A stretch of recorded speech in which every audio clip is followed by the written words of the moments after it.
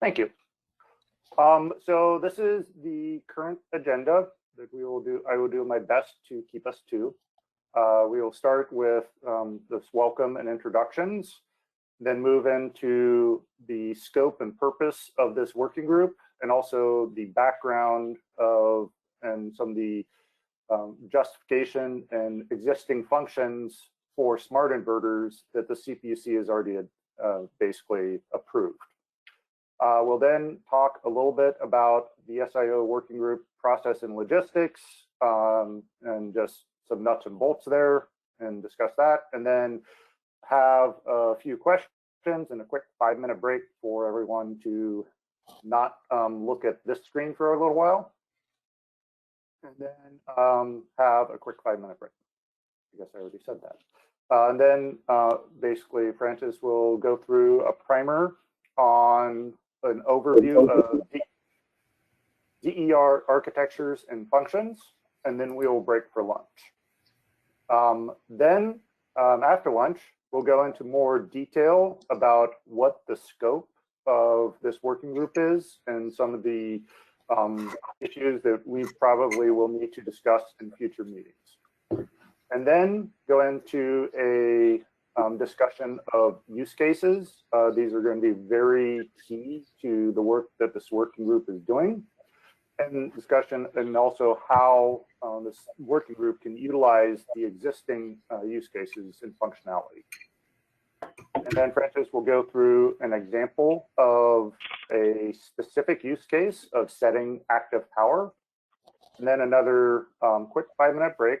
And then we'll reconvene for open questions and discussions, and then wrap up with next steps and some discussion about logistics, timing, and things like that.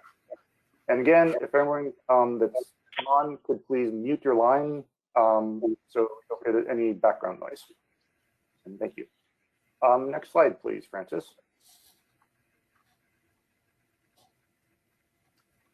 So as Francis just noted, this workshop is being recorded. That's why you see the big red button at the top of your screen. If you do have quandaries with that, please just stay silent. For questions and answers, while myself or Francis is speaking, please use the chat function. That's that little, basically, little cartoon-like arrow or balloon at the top, and ask a question, and then we will get that answered at an appropriate time or in one of those Q&A breaks. And also, please feel free to use that functionality to identify when you want to have Francis or myself clarify something. Next slide, please, Francis. So some introductions. First, I want to very much start with the CPUC's energy division, and maybe start, Gabe, if you want to say a few words, and yeah, thank you, Stefan. Hello, everyone. Good morning. This is Gabe Petlin. I supervise grid planning and reliability at the energy division and help oversee the high DER grid proceeding along with Rob Peterson. And I believe ALJ Kelly Hines is on the WebEx today. This is a GoToMeeting, actually. So yeah, I just wanted to welcome you all. It looks like we have an excellent attendance. I'm seeing it tick up close to 100 so far. And at a high level, what we're here for today, as you've seen in the scoping memo for this proceeding, is we're here to explore which smart inverter use cases we should prioritize and implement that leverage the existing capabilities of advanced smart meter capabilities. And as you know, we have approved a host of existing capabilities. So just to be real clear, this is not a new standards investigation. We are not developing new technical standards that require new hardware upgrades to future fleets of smart grid. That's why this working group is called the Smart Inverter Operationalization Working Group, because the goal here is to, again, prioritize the highest value use cases that can provide value to grid operators and ratepayers and help to implement them. So I want to ask for all of your help in helping us stay focused and not go off on new standards development conversation. If you are interested in developing new standards, join IEEE or join the SWIG when it's developing new standards, but we're not here to do that today. Thank you for your help on that. And the other thing I want to emphasize is we understand that smart inverter issues touch many aspects of DERs, and they maybe touch many different proceedings, and that is a challenge we have to acknowledge and work with. We also acknowledge that there are some smart inverter issues that are currently in scope in the currently open Rule 21 interconnection proceeding. And so we need to be mindful of not duplicating the work and efforts that are already underway in that proceeding. And so I want to ask again for your help and support in not doing what we sometimes refer to as forum shopping. Forum shopping is when an issue is in scope in one proceeding, and for whatever reason, a stakeholder doesn't like the way it's going and it's not resulting in the policies or direction they want to see. And so they try to bring it up in another proceeding, hoping they'll get a better outcome. So I'm going to ask that you please not do that. Let's not forum shop. Now there may be, we may come to a fork in the road where we realize there's a legitimate reason to transfer an issue from one proceeding to another, but that we won't take lightly. We will go through the proper procedural methods to do that. So let's not get into debates about forum shopping. I appreciate your cooperation there. So those are the kind of things I wanted to focus on and emphasize. We really want to help identify those use cases that are priority and that we can implement in the near term, that have near-term value for grid operators and ratepayers. And with that, I just want to see if Rob would like to say anything, or ALJ Kelly Himes would like to say anything before we turn it back to our consultant team. This is Rob. I'll let Judge Himes go first if she'd like to say anything. Pause for a moment. And this is Judge Himes. No, I have nothing to say except thank you, everyone, for your participation today. Thanks. Great, and I don't have a lot to add. Gabe covered it really well. I see there's over 100 attendees, which is a great turnout, and maybe that will even grow. So thanks for joining us. And I was just looking through the chat already, and I think Jose from Energy Division made a good point that we're also not developing new smart inverter functions. We're making use of the existing functions and seeking to operationalize those. I think that's the point Jose was making, and Gabe, let me know if I got it wrong. But I look forward to supporting this working group. Yeah, that's right. So again, how can we leverage the existing capabilities or existing functions of the smart inverters to implement use cases that are going to provide value to grid operators and to ratepayers? And yeah, thank you for that clarification.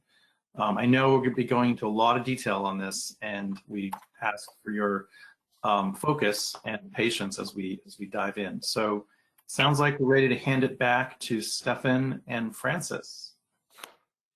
Thank you. Thank you. So my name is Stefan Barson. I am the project manager heading up the consulting team that is supporting the CPUC in this this proceeding, and we'll get more into that in a bit. We're very honored to have Francis Cleveland, who heads up Xanthus Consulting, who I think the majority of people on the phone probably already know.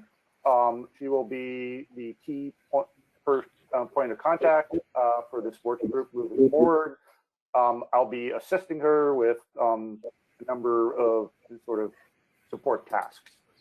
In addition to myself from Verdant and the rest of the Verdant team and Xanthus, we also have Kavala, which is going to be providing the use of their network assessor tool and a lot of technical and grid modeling support.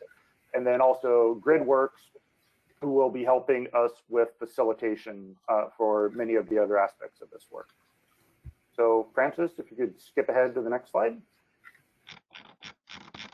So I mentioned that this is part of the high DER future grid proceedings. Yeah. Good. Stefan, just a quick note. We did have introductions of the participants on the list, but they're over 111 now, so we will skip that. But I do want to mention that it's really important to understand that this is a workshop. That means we want participation, even though I may be talking quite a bit during the presentation. And just as an introduction, my name is Francis Cleveland, and I ran the Smart Inverter Working Group when it first started up a number of years ago. And I've been involved in standards making and as well following the Smart Inverter Working Group and other groups, the UL work, 1547 work, participated in that. So I think this is going to be a very exciting effort that we have. And yes, we will need to coordinate very closely with other efforts, particularly the Smart Inverter Working Group, but also what's happening in UL 1741, even SB, but also SC. So I look forward to keeping this clear and really working out our scope as opposed to stepping on other toes. So we'll work together on this. So sorry, Stefan, I just thought it was important good interjection to cover that. Got it. So back to this proceeding, it's intended to basically address some of the unresolved and ongoing issues from 2 other prior proceedings, both from the distribution resource plans and also the integrated distributed energy resources proceeding. And some of the top 3 bullets down below are overarching parts of the goal of this proceeding that's trying to enable swifter evolution and basically to help us integrate more distributed energy resources onto the grid. As part of that, the goal is to also improve distribution planning. Obviously, you want to be planning for those using the best known solutions and technology, and then optimizing grid infrastructure investments. In addition, by facilitating community input, trying to make sure we have an equitable transition to a cleaner grid and economy.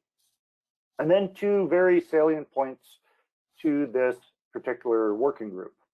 So we've mentioned a few times that the goal here is operationalization. So we have the smart inverter, a definition of that is a working definition. I think making sure we will all agree to that as part of this working group is going to be somewhat important, so that we're all trying to get to the same place.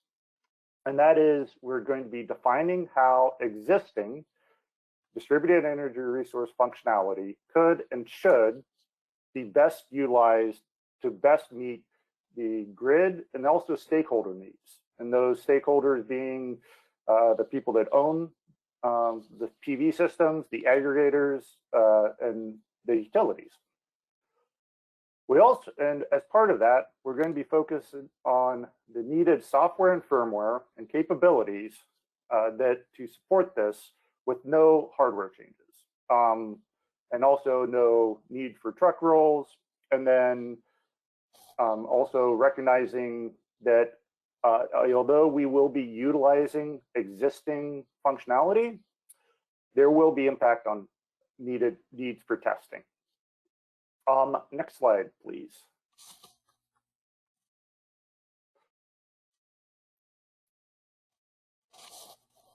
So this work and this proceeding are organized under 3 tracks. This work falls under that last track that I'll get to in a moment.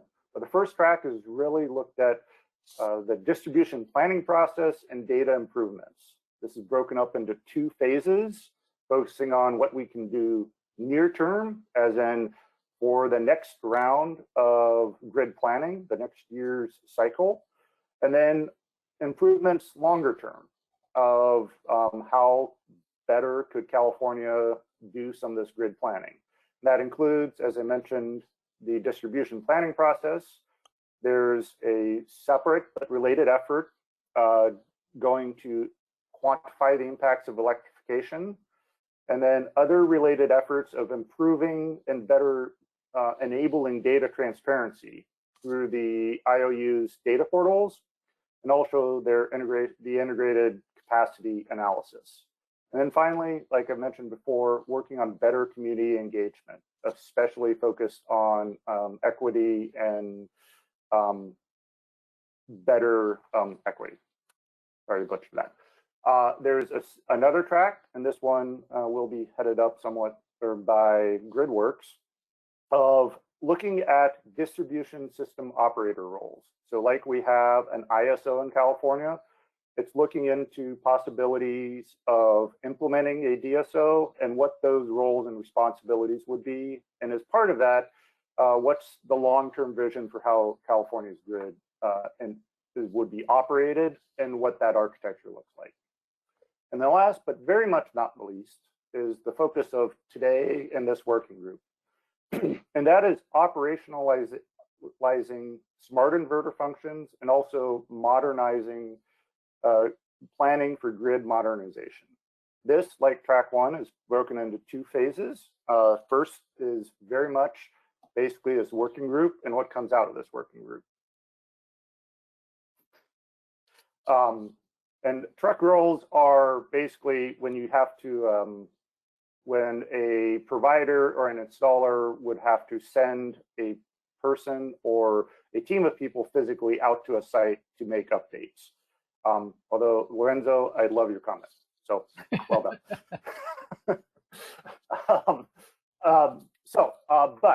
So as I said, the first phase is operationalization. And then the second phase is looking at leveraging some of those operationalization is also looking at cost recovery. That's going to include business use cases. So getting to the program design that Brad just mentioned. I don't think we're only looking at software and firmware. This is very much looking at all the pieces of this puzzle that Francis will get into later on. Also, as part of that is distributed energy resource dispatchability. And then, as I mentioned, towards phase 2 of improving smart grid investments. And then next slide, please. So this is a work plan that I'm not going to go through in detail, but basically I'm providing so that you have a reference and a snapshot to how, when the different pieces of this work are going to fall together. As you see, I've circled the smart grid, the SIO working group kickoff. And other reports that we expect soon are the draft future white grid paper. That's looking at the distribution system operation.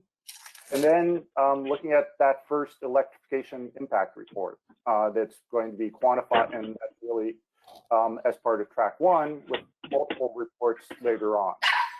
And again, what we find and what this group identifies is going to have an impact on those other tracks. and vice versa.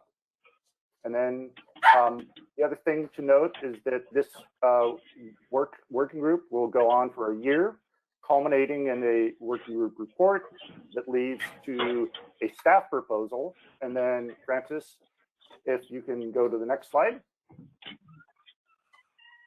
And also, if you are not talking, please mute either your computer or your phone.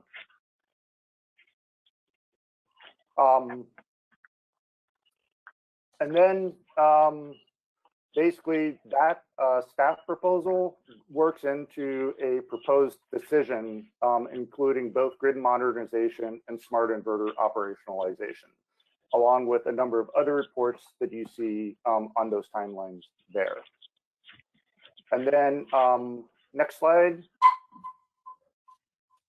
And this one is just a listing of some of the reports and staff proposals that go along with those two slides before.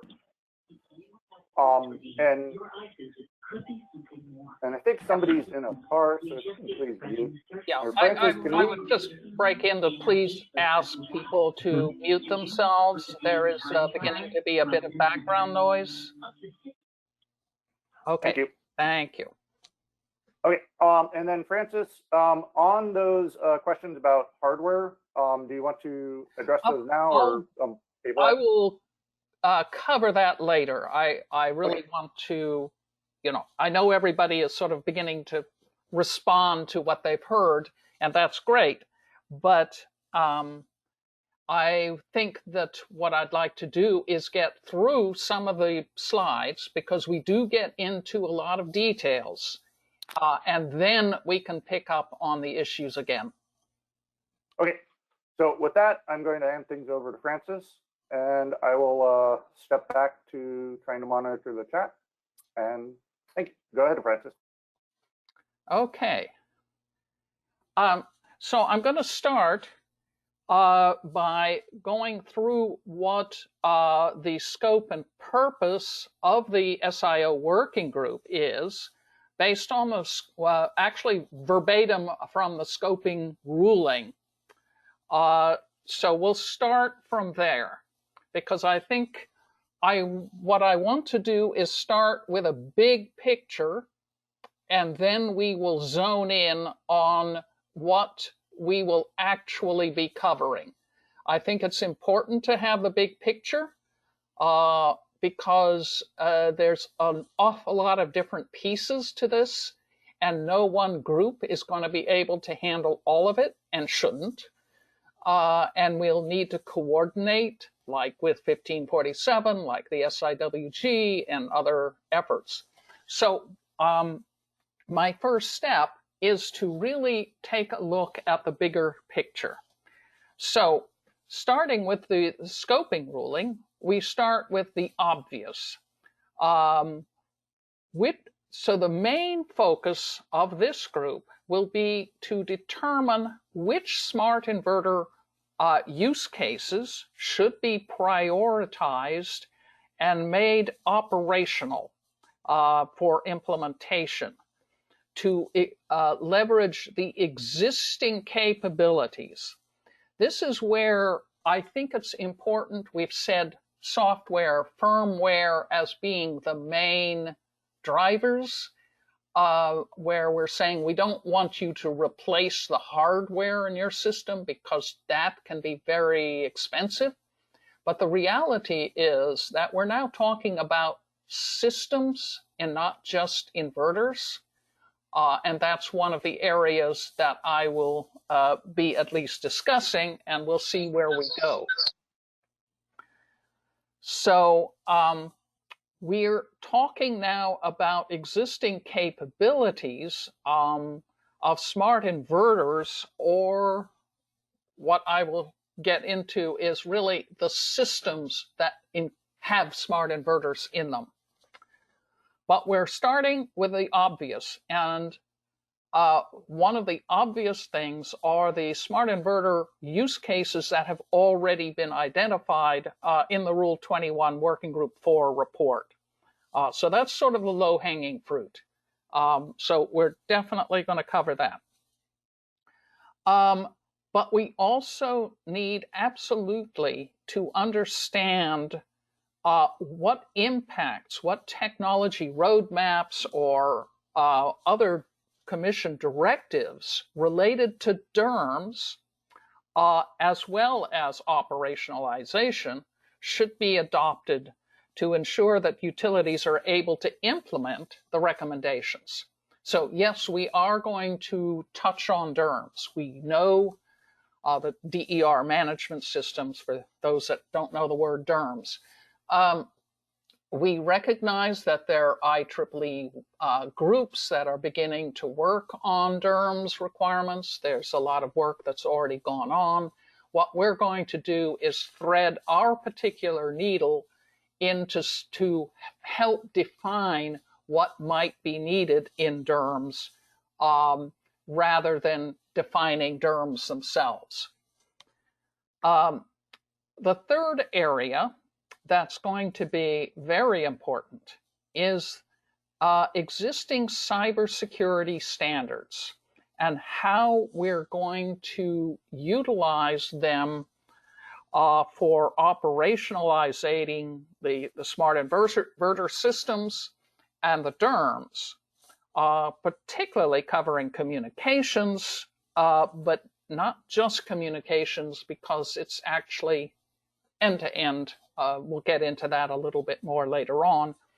In particular, there is an IEEE, it's a guide, but it has recommendations in it. It's just going out to ballot soon, of 1547.3. And we'll pick up on where that is and how that might be used in addition to other cybersecurity standards.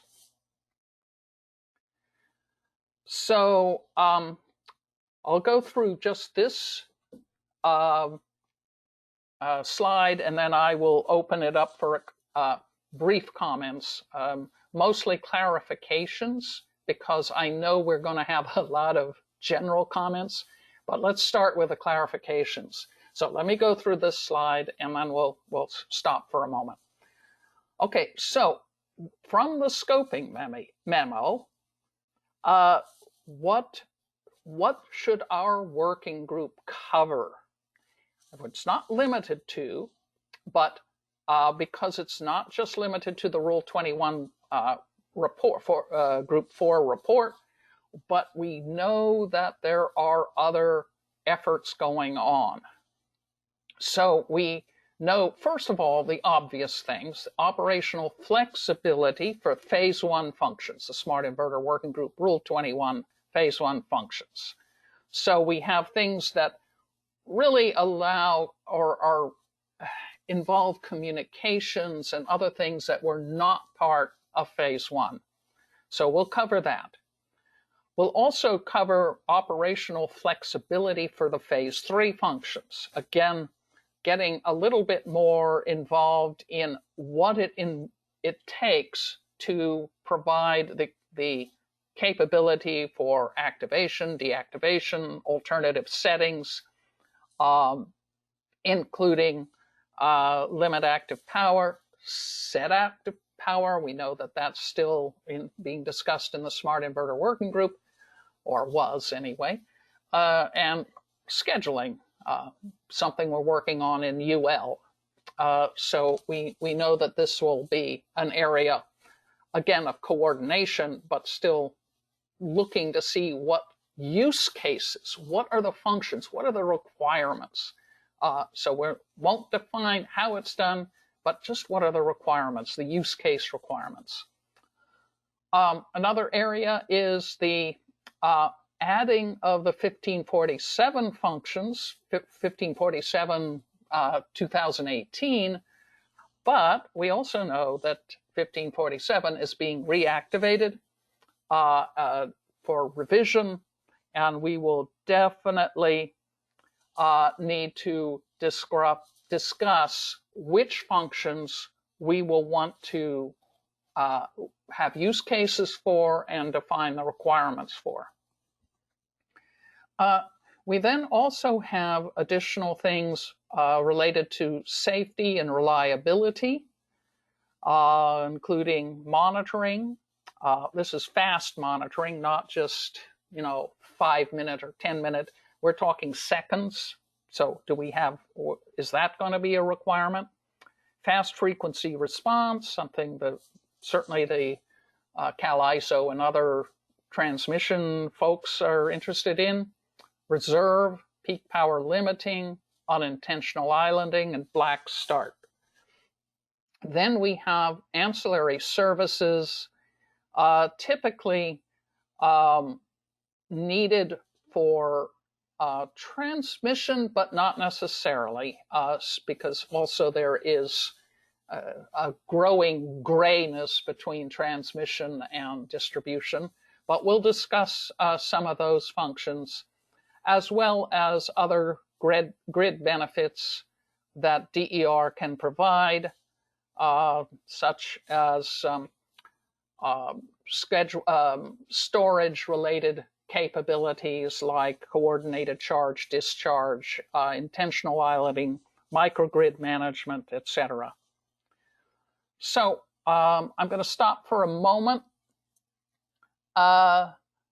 and ask if there are any clarification questions. So if you want, we'll just spend a couple of moments. I don't want to spend a lot of time, but just clarification questions here. You can unmute yourself and then remute yourself after you've spoken. I'm not sure about hands. I was puzzled. I don't see a way of raising your hand. Well, how about we go through what's in the chat and make sure we address that, and then we ask people to request, put a note in the chat if they want to have further or clarification. So on Amin had asked basically confirming that no hardware changes to smart inverters. I think we addressed that. And then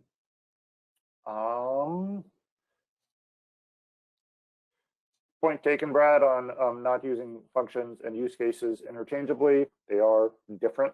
One is a subset of the other, most characterized. And then Francis, any other ones in chat that you feel we have not addressed or will not address in the future? Okay. Well, just clarification again on 1547.3. It is, I agree, it is not approved yet. It's only a guide. It has many recommendations focused on DER, and we will have to work in parallel with the balloting process and comments and changes to that document. There's no implication that that's the document, that's the cybersecurity that we will somehow adopt. No, it's simply a useful set of DER recommendations for the most part, guides, and we'll just have to look at that.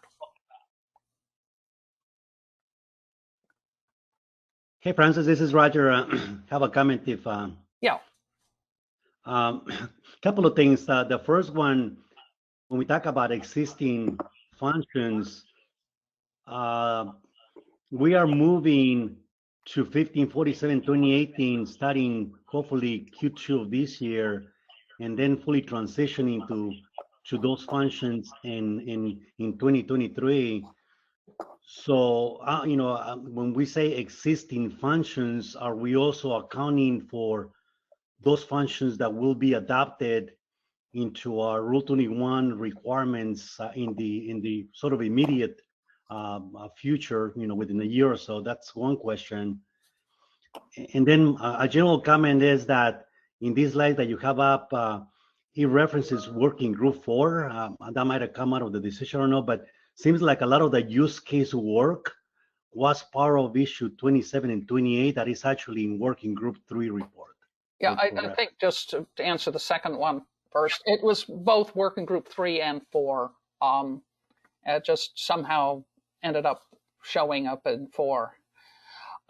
With respect to 1547, the issue here is that we really need to develop the use cases. This means what are the actual requirements requirements and how should they be used.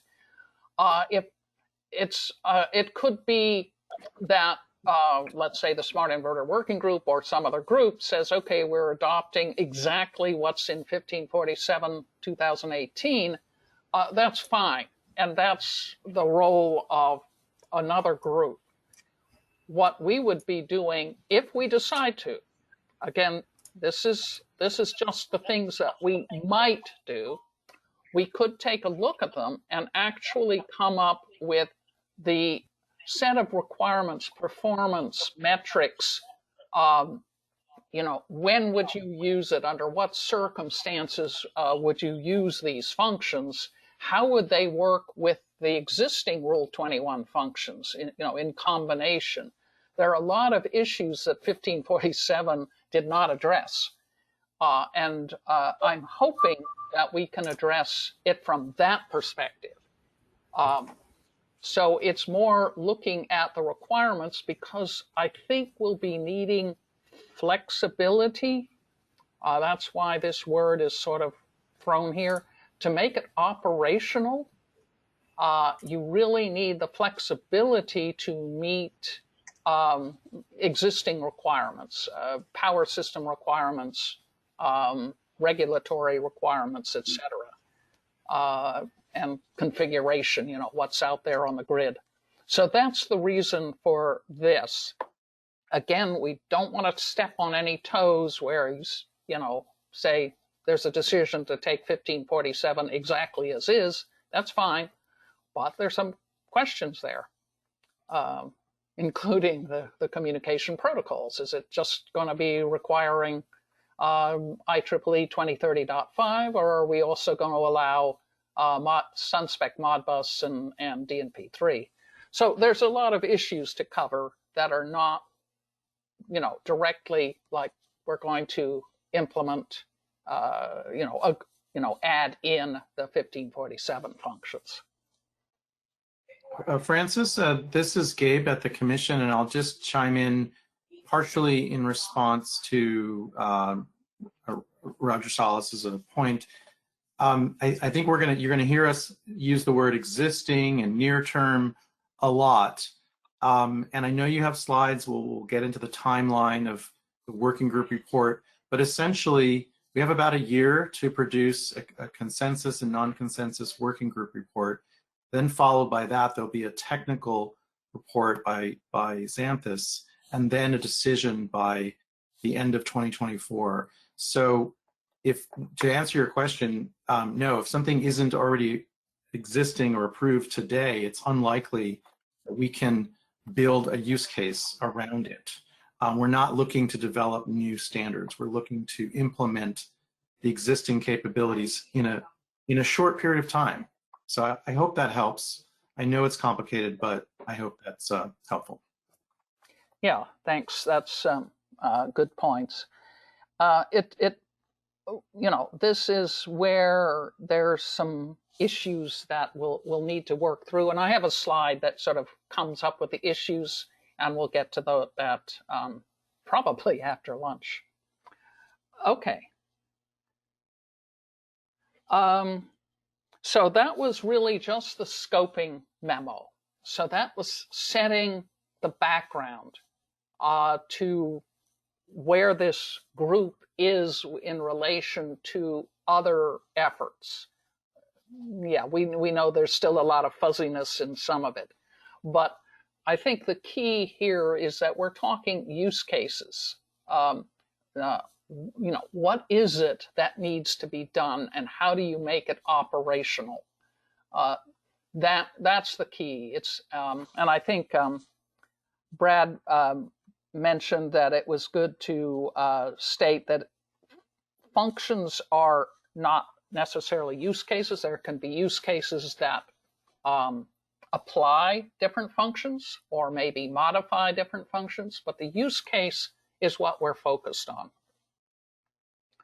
Okay, so we have the workshop today. We are planning at the moment, and it could be changed, but at the moment we're planning bi-weekly meetings of about an hour and a half each. We have a proposed 1 p.m. Wednesdays. So it's always a little difficult to carve out, you know, something where you're going to be constantly meeting on a particular time, but it's really important to find a time that is use or workable for most key people. So, you know, we'll discuss this later on, but right now that's what we're thinking about. We do know that we want to set up a cybersecurity subgroup. That the logistics for that are to be decided. We don't know yet. We just know that that's going to be a big issue, and we'll have to work on that. As Gabe said, we're going to have a report by Q1 2023. We'll have the staff proposal and another workshop Q2 2023. And then here is the way to again join the SIOWG.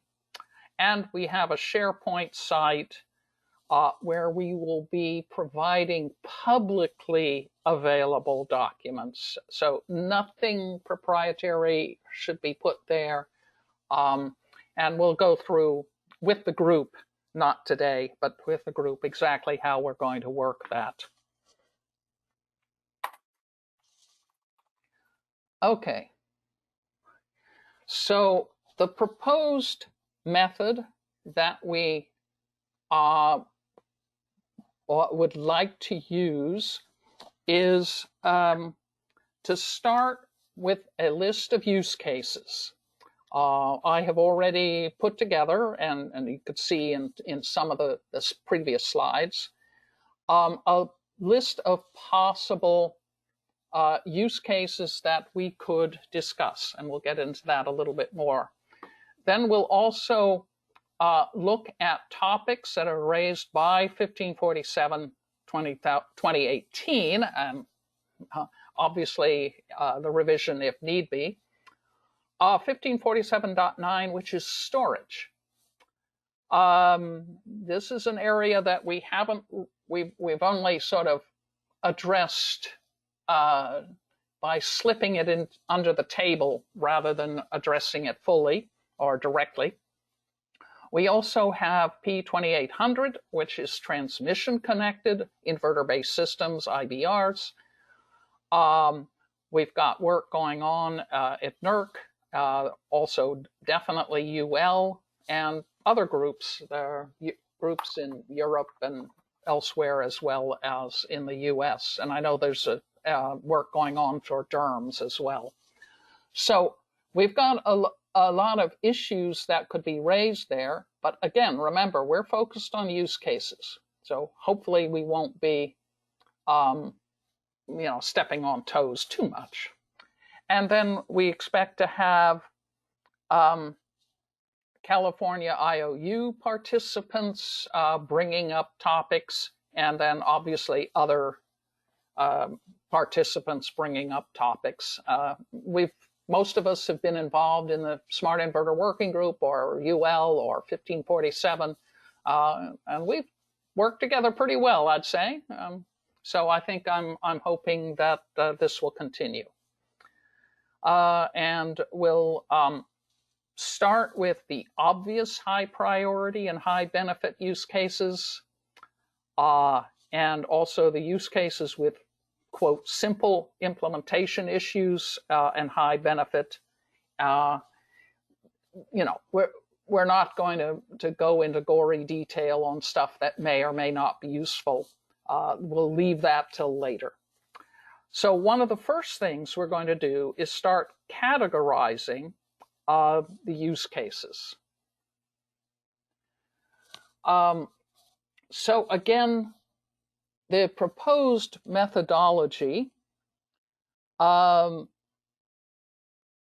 is that I can provide initial contents for potential use cases as per the list.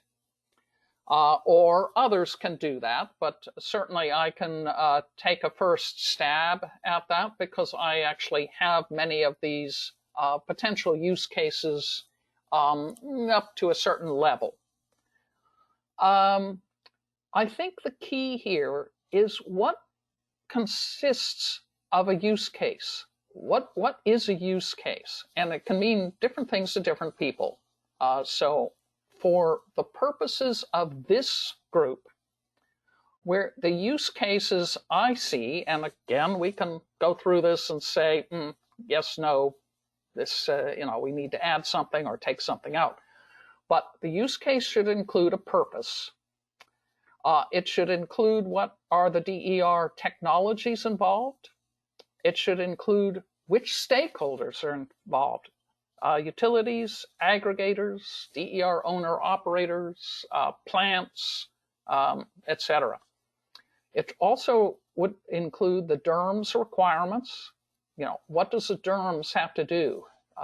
And a DERMS can be something very, very simple. We're not defining what a DERMS is per se, but what does some external energy management system need to do? And I'll actually get into that a little bit more later. What are the metrics involved? What are the data exchange requirements involved? What are the mandatory Rule 21 or market, and this could also be 1547 if Rule 21 includes that, or what the market issues might be. So the use cases will need to be just that.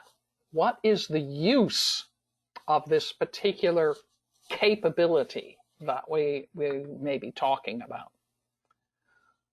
Okay, so we'll then have lots of discussions on these use cases during the bi-weekly meetings with the goal of understanding the implications and then prioritizing them. This is really important. We need to prioritize them. We can't work on everything at once.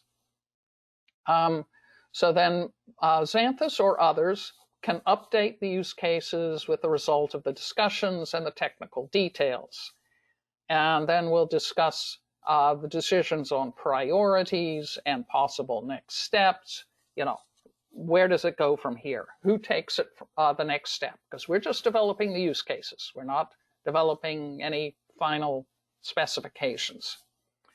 All of this will then be included in the CPUC staff report. So this is an example. We'll go through this more this afternoon after we, towards the end of our session. But this is the kind of thing that I think we need to do as a first pass. So what you see here is a use case. This did come from Working Group 3, Annex F. And as you can see, here are the various functions. And here are the requests that came from the Working Group 3 to allow activation and deactivation via communications. Is it in scope at the moment? As sort of a first pass at it, we've said yes. We haven't quite tried to put in priority yet. But this, we'll get into this more later on, but this is, what we're thinking of doing, a little bit this afternoon and then in reality during the working group meetings. Hey, Francis, a very quick input there. Again, going back to the previous comment, some of these functions are set to change over the next year or so. So for instance, ramp rates is going to change, substar is going to change. Some of these functions we're moving from as they're currently outlined here and moving towards in sort of a redefined set of requirements starting in 2023. So I would just be careful to ensure that we're looking at the stuff that's going to be available when the final report is developed, because that may be different than what we have right now. Yeah, I think, Roger, that's a very important point. We again, we're going to be looking at what's needed. That's the use case. And we will be looking probably a little bit further into the future where we say, this is what we expect to get, or this is what we would need later on. And we may then step back and say, well, as first steps, let's, we'll have it just this far or this type level of capability. But later on, you might have something else. For instance, we could have, I'm picking one, anti-islanding. Activation and deactivation, fine, but maybe you'd want it by communications from the substation rather than from the utility or an aggregator. So this, what are we actually going to talk about? And the ramp rates, maybe that gets changed dynamically based on current configurations. These are the things that we haven't discussed. And so we would look into the future to see exactly what is needed and then how fast do we get there. Hey, Francis, Alex Portilla here from Pacific Gas and Electric. Question just on the definition of use case, because I look at the list here and they seem more like the functions that might be required to carry out a particular use case, more so than a use case in and of itself. When I think of a use case, I think of DER dispatch to support capacity deferral. That's more of a business. The use case is kind of the outcome and the business value created, and then you look at these are specific functions that might be able to be utilized to execute on a use case, and these functions, combined with the the business process, the non-functional requirements, the interoperability, all of those things are the requirements to make value from the use case. Yeah, you're absolutely right. And what you're seeing here is what the working group 3 came up with. So it's not really, you're right that these are not really the use cases. You can say some of them are fairly direct, the voltage ride through, for instance, is fairly direct, but ramp rates, what's the, under what conditions, what's the use case for different ramp rates? And I think that's where we definitely need to step back and maybe not have ramp rates as a use case. It's something that needs to change the rate with which DER system responds. If I could comment, this is Brad Hebner at CalSA. I think the first place to look is Annex G of that report. This references Annex F, which is labeled the categories of smart inverter functions, and the following Annex G is what came out of the working group of use cases. And I think it's a starting point. There's more work that will need to be done on that list, but it is a list to start with. Yeah, so this is where, quite frankly, we really do need to look back and determine what's a use case and what's just a function. And they are sometimes used in the same sentence, but they really are not the same thing. And I think that's where use, and I'll get into this a little bit later, but I agree 100%. So what I want is we have now, it's 10:55, and we've already started having some questions, but I would like to take another couple of minutes for questions, and then we'll take a 5-minute break. Yeah, so maybe we I'll go through the chat and call out some that haven't been directly addressed yet. So one point from John Berdner from Enphase is it's difficult, impossible to develop accurate use cases for undefined functions. Functions are defined in one place, in my mind, at least in IEEE 1547, but some of these proposed activities seem to be looking at undefined functions. Francis, do you have response to that, or do we need to circle back on that?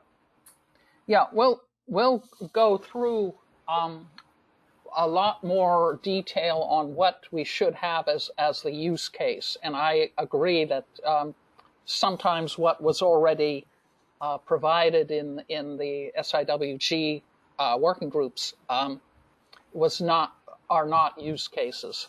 So we'll get back on that, because I think this is where we're going to need to really be clear. Okay, and Rob mentions that when you first chat, please identify yourself. To some degree, I know the people talking, so it hasn't been a problem, but that we should have a little bit more formal there. Please state who you are and what company you're with. And we are still working on getting the SharePoint site accessible and with right permission set up. So apologies on a bit of a delay there, but the slides were sent out to both the service lists and the SIWG working group. If you cannot get those, please send those, shoot myself, or just state in the chat that you don't have access to it and what email you need those sent to. Hey, Stefan, this is Rob. I just emailed Brad as well. Okay, thank you. Thank you. And then point from Greg Smith. Maybe Greg, do you want to follow up on that and unmute yourself? So, Greg, did you have a comment? You're usually. Hey, Francis, I think you're good. I think everyone's making the same point that the phase 3 functions aren't really use cases. And the last point from Gabe about, use cases should articulate a grid benefit is really good. And so, I think we'll move on to what those use cases really are. And, I think we should start with where we came from, which are things around the ITER services and wholesale market services and so on. But I'm sure this will all come out over time. Yeah, I do agree with you on that. Again, it was sort of like, here's what what was out there already as being presented by other groups. I've also picked up on something that Alex Portilla of PG&E has said. And in fact, this is one of the areas that I think will need a lot of discussion. Right now, we're talking about smart inverters. Well, the reality is that we really should be talking about DER, that is something out there that can perform, or that has capabilities to perform certain things. And it shouldn't matter whether it's generating or storage or a controllable load or an electric vehicle or whatnot.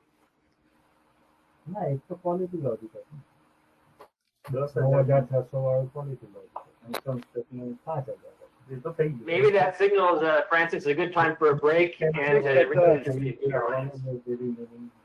so we will be back at 11:05. Yeah. I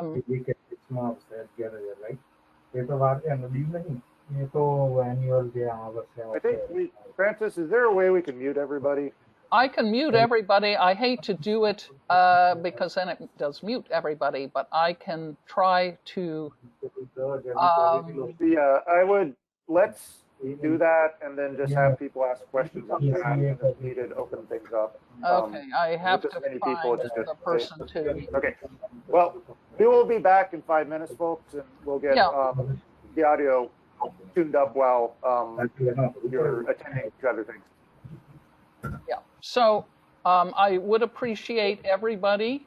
I can mute all, which I hopefully have done now, but then I need to be able to unmute people. Okay, 5 minutes, so it's now 11:01. we'll come back at 11:05, closer to 06. Okay. We can pick up again. And what I'm going to be doing here now is really going up way high up and looking at DER architectures and functions, stakeholders, and a bunch of other things that we probably need to at least come to a sort of a level understanding so that people can be talking using the same terminology or the same understanding.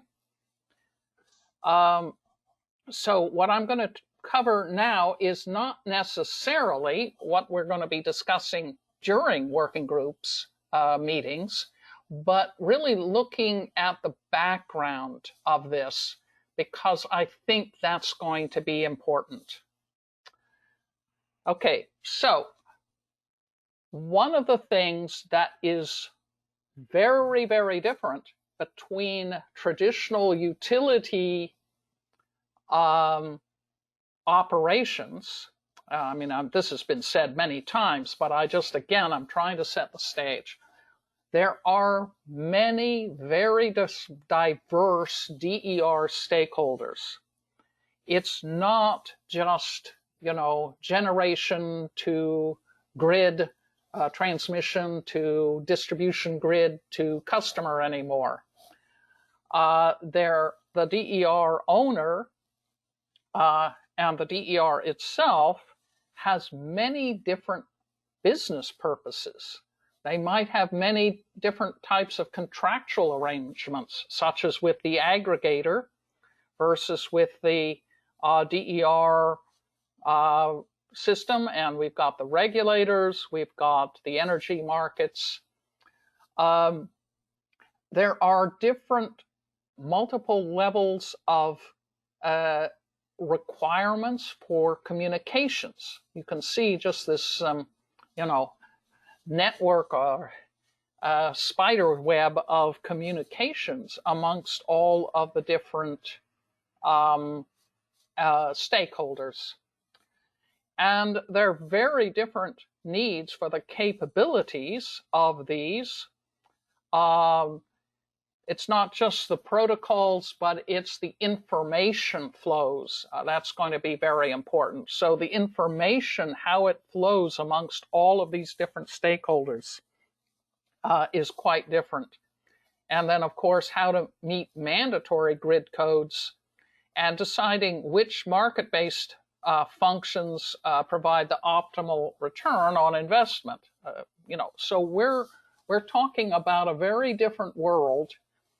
And these cut across silos of expertise.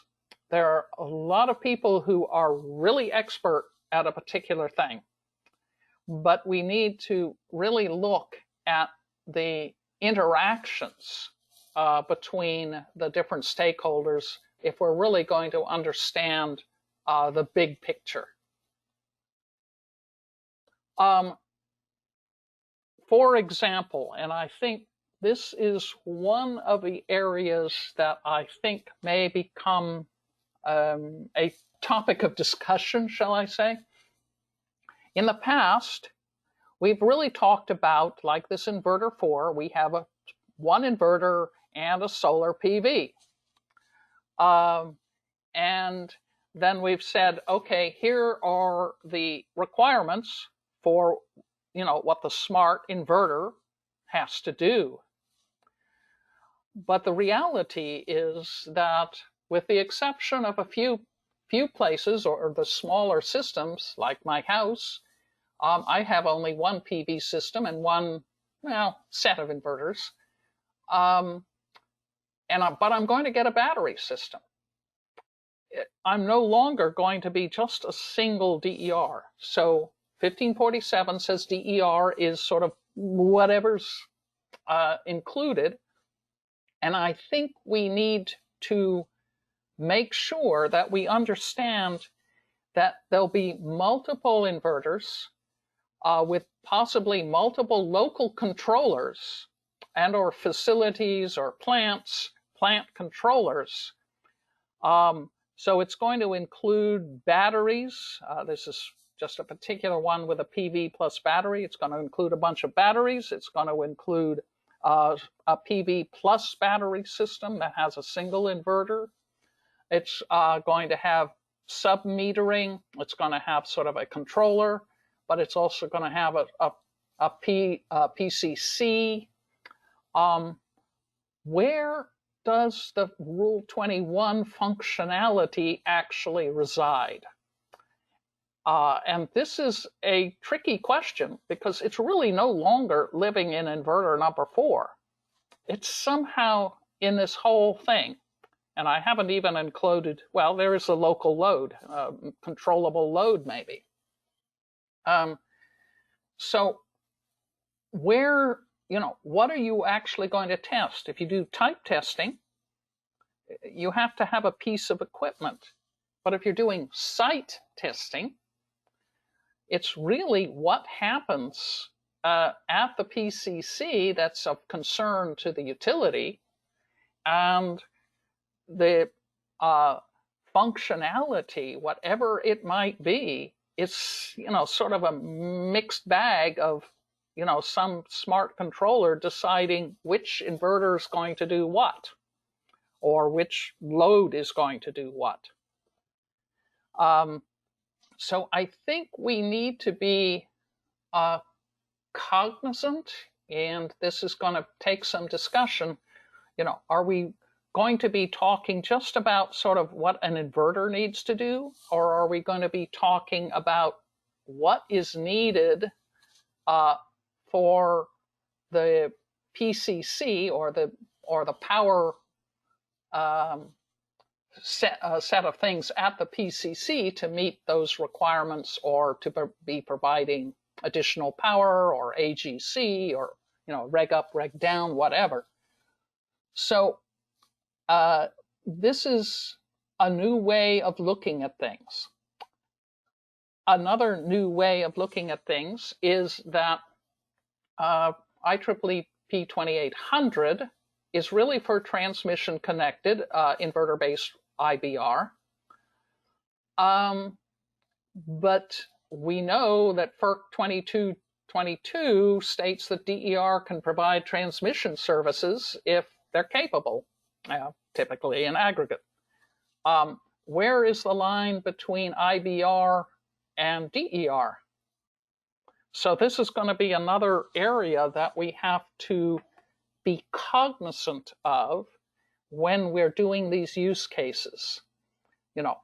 Are we going to be doing a use case for a single inverter, or are we going to be doing use cases for a capability, something that a site can provide? So here, this is sort of another way of looking at it. The DER is really recursive in nature. And it includes storage, generation, as well as storage, PVs, demand response, energy efficiency, electric vehicles, time variant and dynamic rates, including time of use, critical peak pricing, LMP, locational marginal pricing, as well as some real-time pricing, and controllable flexible loads. So it's going to be a little bit more difficult to really get a handle on what we're talking about, because type testing is done typically with a single product, but site testing really has to look at the whole thing, and with sophisticated, typically local DERMS, local energy management system, local controller somehow or another. So I'm going to go quickly through a set of build slides here, and then we'll stop and have a bit of a discussion on this. So some people may have seen these slides before, but basically it's a set of 5 levels of a typical hierarchical DER system. So level 1 are the actual units themselves. So you have a storage unit, a PV panels, wind turbine, but then you also have the sort of controller of that particular type of equipment, DER. And down the red is the power side, including protection and metering and so forth. DERs are located in some form of facility. I don't mean that they necessarily need to be in a building, but they're in some form of facility. And they can be plants, microgrids, they may have DERMs, they may have customer DERMs, which is different from utility DERMs and campus DERMs. In this example here, I've got a building area, building area number 1, energy management system, building area number 2. You've got charging stations, you've got facility load management that connects to all of these things, these DERs. Okay, level 3, we've got aggregators. So these are third-party entities that can be flexibility aggregators. They can be managed, so flexibility in the sense that they just respond to prices, but they can also own and operate a large number of these DERs. So they can be interacting directly with a facility, or they can be doing the market-based stuff. Aggregators is another area that I know there's some talk of getting a better handle on what their roles are, but this is going to be, again, another aspect that needs to be taken into account. The 4th level are the utilities, and as you can see, there's here, the big one here is the distribution, but we also have the ISOs and TSOs and RTOs, etc. And they may have DERMS connections to the facility, or they could even have SCADA, direct SCADA connections to something like an energy storage system. If they want to do AGC, that makes a lot more sense to do it like that. But they also have connections to the aggregators, and they may have connections to the plant level as opposed to the sort of individual DERs themselves. And then just to add on top of that, we have the market. The transmission market, of course, is pretty well defined, but the distribution and flexibility retail markets are less well defined at this point, but we know that they're there. They're definitely part of all of this. So I think that's, let me just go back here. So do you have any comments now on what I've just presented, this sort of high level, hey, a DER is not just an inverter plus a few panels. It's really a much more complex set of systems. What are your thoughts on how to address that? There's also the human factor of preferences and opt-out. Sorry, John, what was that? I missed the human factor of preferences and opt-out. Yeah, there's that as well. Mm-hmm. And on that note, Francis, there's a series of comments in the chat about what's being definitions about DER units versus systems and confirmation and alignment with 1547 2018. Can you maybe take a look and see if you feel you can provide additional clarity there? Yeah, so this is I agree that I'm looking at John Berdner's comment. 1547 is clear for certain aspects. There's two. If you're basically a plant, then you can be looked at from the PCC perspective. But type testing is done on an individual DER, and or an individual piece of equipment with an inverter, or it could be a system.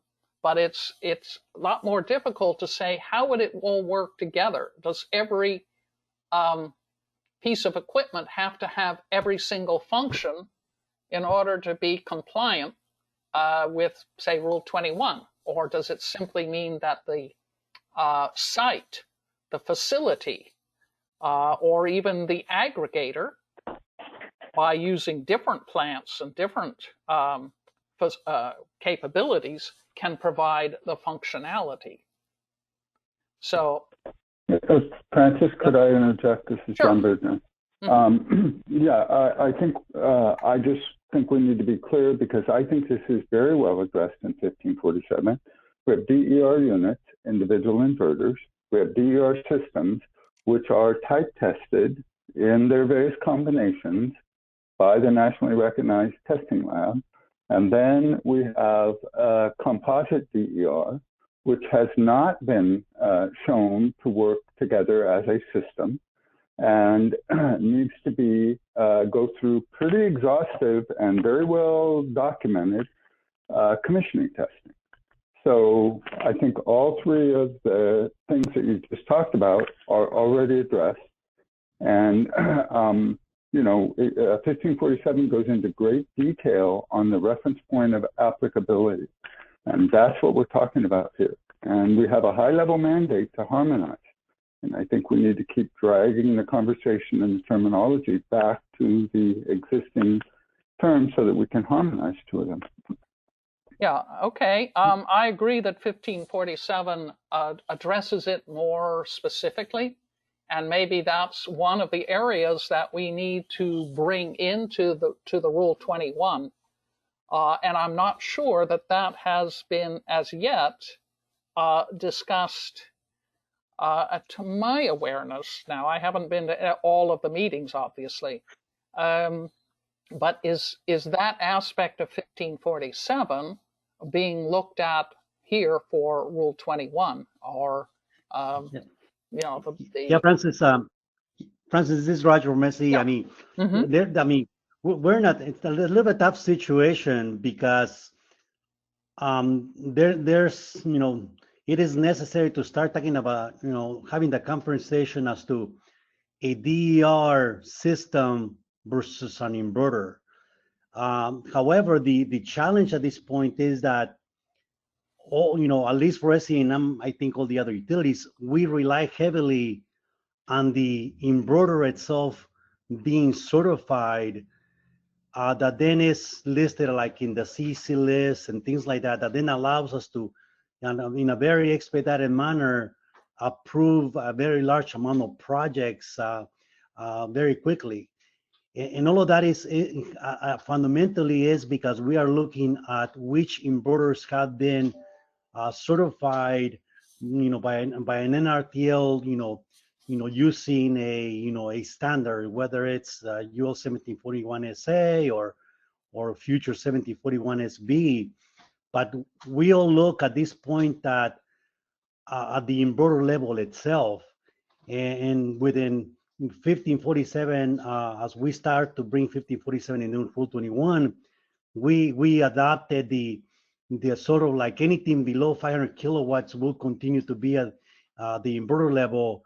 Even in larger systems may have a different requirement, but I think we'll continue looking at the inverter level itself, because at the system level, we don't have, you know, at this point, you know, we don't have a way to sort of certify the entire system that then we can approve fairly quickly in the interconnection process, if you will, if you understand what I'm saying. So at this point, everything's at the inverter level itself. That's how we approve them based on the inverter requirements per UL 1741 SA, which relies on Rule 21 as a source document, or UL 1741SV, which is going to use 1547.1. So yeah, well, I think Roger, you've stated it pretty clearly. There are some, I'd say, almost conflicting needs, which is certification of individual DERs or inverters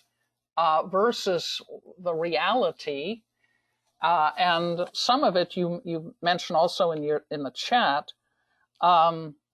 is non-export. That is non-export a basic requirement, a basic use case where it does everything so long as it doesn't export. Well, maybe that's where we need to take a look at it from the plant level or the facility level much more carefully and see what it is that we really need to do to accept that some DER inverters will be type tested to show their capabilities, but some may not need to be, even if they're exporting, because they're, say, the energy management system in the facility or the aggregator handles that case. And I think that's where maybe problems. Right. And maybe I'm sorry, Francis. Maybe that's important. I think for what we utilities really care is the safety aspect of certification. Meaning, are these systems going to be able to sense anti-islanding and trip offline, especially for the distribution connected systems? And whether they're exporting or not exporting, that can be done by a higher level control system. But at the inverter itself, it needs to certify that it is a safe product to connect to the grid, and that it meets some of the basic requirements to sort of provide the basic grid supports, things like frequency right through, voltage right through, maybe some rank controls. That has to be part of the sort of at the inverter level. At a higher level, you can apply a control system to control power flow and things like that, and maybe that's where the differential needs to be. Yeah, so I think that there's definitely safety issues, and I think the ride-throughs are one area where the inverters have to be able to do it. But maybe volt var doesn't need to be at the inverter level. So this is where I think we need to look at this and see exactly how we need to come to terms with the fact that you do have definitely safety issues, and that's where, to a large degree, UL 1741 comes in. But that's different from the use case of providing, say, voltage support or voltage services, and not necessarily having every inverter able to do the volt var function. Maybe they do the volt watt function. These are the things that I think we have not really addressed, and that's where I'm hoping the use cases will be used to do just that. Okay, I see Lorenzo says, how will this 5-level structure be used in the working group? So Lorenzo, I'd say that as background information, I think this 5-level hierarchy is very useful. We've got to keep in mind all the different players and how they may interact. And I think this is where, again, just looking at the difference between Rule 21 and what 1741 provides for safety and what 1547 ostensibly does, I wouldn't say it's necessarily quite meets all of the requirements and still needs some clarifications on how it would actually work. Do we need the type testing? Can we do just site testing, or under what conditions? Okay, Brad, bleeding into new standards development. I guess it depends upon what you mean by standards. It's like I was saying, we're trying to make these capabilities, these DER inverter capabilities, to be useful in an operational environment. And that means maybe looking back and saying, oh, for instance, as I mentioned, does every DER have to meet type testing requirements for Rule 21? Or can it be more at the plant level? How do we treat storage? We haven't even talked about that. And the other aspect to that is we should not be developing new standards. That's fine. That's up to other groups. But I think our role would be to develop the use cases that would lead to discussions of what standards might need to be developed. Because we're talking about trying to make these systems operational. And I keep coming back to that word. It took a while to learn how to actually pronounce operationalization. That's something you stumble over.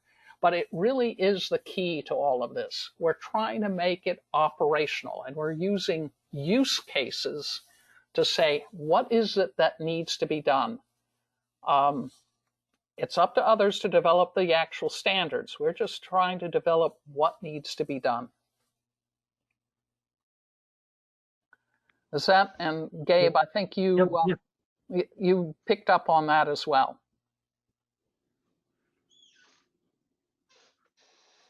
Yeah, Francis, I think you said it, but just to be clear, the use cases that would be developed would only account for the functions that are already available in standards. We are not going to be looking at use cases that necessitate someone else developing standards. Is that correct? Yeah, I'd say so. I mean, if we come across something, we might say, this would be a very useful use case, but somebody else has to develop the standard functionality, let's say, to do it. We're not developing that functionality. We're taking what we have already in both Rule 21 and I would say 1547. We may have some, and here I'm treading lightly, modifications. If you have storage, neither Rule 21 nor 1547 directly addresses storage. What do we do when it's charging? So we may have some things like that we have to get onto. Can we ask storage while it's charging to do frequency what?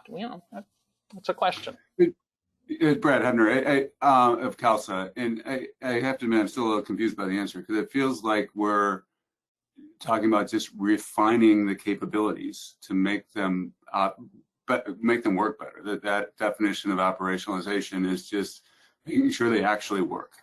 When we just spent 8 years looking from the DER site outward, like what can the site do, focused on the capabilities. And I feel like that refining those capabilities is not the first job here. Maybe there will be some refinement, as you just noted, that'll be needed once we go from more of the outside in, more just starting with the use cases. Yeah, I think these are some of the questions we will simply need to answer, because I think that there are a lot of moving parts, moving pieces, and absolutely we're not going to invent something new, but we need to know how best to use them. And I think that's where our use cases need to focus. So I do agree with earlier statements, is that we shouldn't look at the functions as a use case. We should look at, what's needed to be done. And like frequency support, and I mentioned this, should we ask storage devices, if they're capable, of providing frequency support even when they're charging? You know, these are some of the things that really need to be looked at. Hey, Francis, this is Rob. I've been looking at John Berdner's comments and keep flipping back to his first comment, and it seems like we're going to have to come to a decision on things like 1547. Is it a standard, or is it what John calls an unballoted guide? I mean, it seems like we're pointing to it a lot.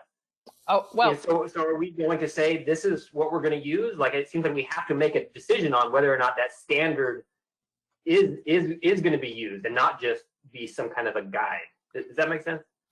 Well, let me make a quick clarification. I think John was originally talking about 1547.3, and .3 is cybersecurity guide. What we've been talking about recently is 1547, the base, 2018, and that's the DER functional requirements or interconnection requirements. Interconnection and interoperability requirements. So I think there's a difference between the two comments that John was making.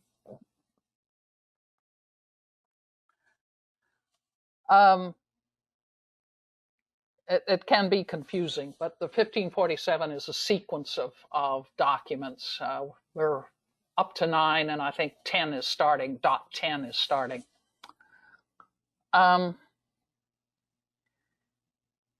Okay, Alex is talking about interoperability. This is another area that I think this group could look on. And let me maybe move forward here because I'll get to that in a moment. So DERMS, DER energy management systems, can have many different requirements.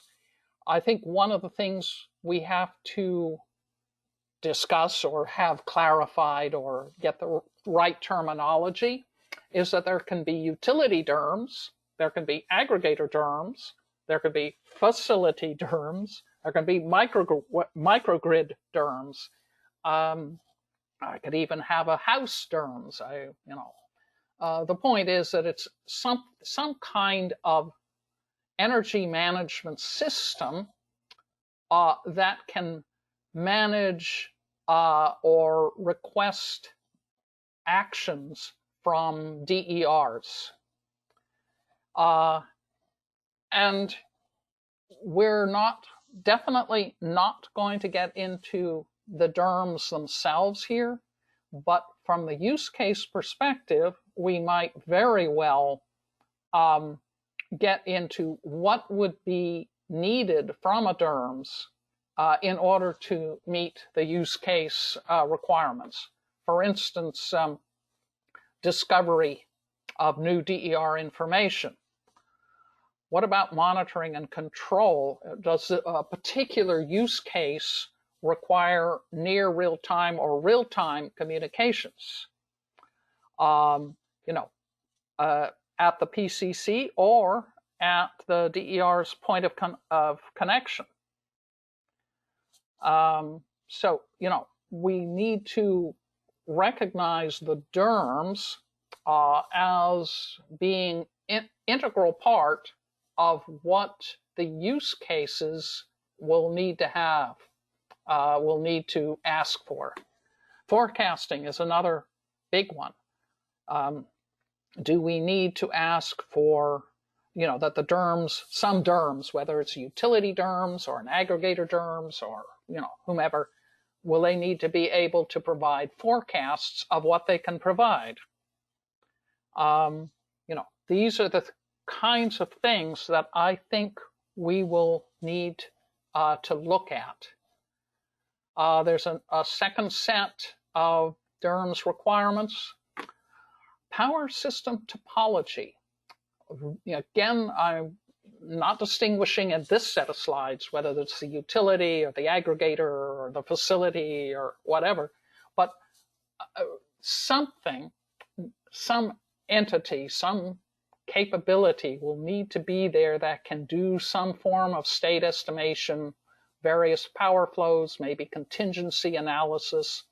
These are all things that in the past were mostly transmission level capabilities. I mean, still are, but I believe need to come down, if you can call distribution down, or maybe outward towards distribution systems as well as transmission systems. Because now we're going to be talking about very dynamic interactions between a whole bunch of different systems. It's not a one-way flow anymore. We also have things like the power flow itself, I mentioned, but also the constraints. You know, if a distribution is constrained at the substation, at the feeder level, you know, should it send out a request for power limiting or export power limiting, active power limiting? Or if it's the other way around, should it be limiting the load or asking for increased export power to manage an additional load? So these are the kinds of capabilities that will really be needed. And simple management, not just monitoring control, but selecting which DER to meet certain requirements. How about grouping of DER, either by feeder or by facility or by capability, etc. LMP pricing, locational marginal pricing, contract management, and a bunch of other stuff. I don't want to get too much into this, but I think it's important to think of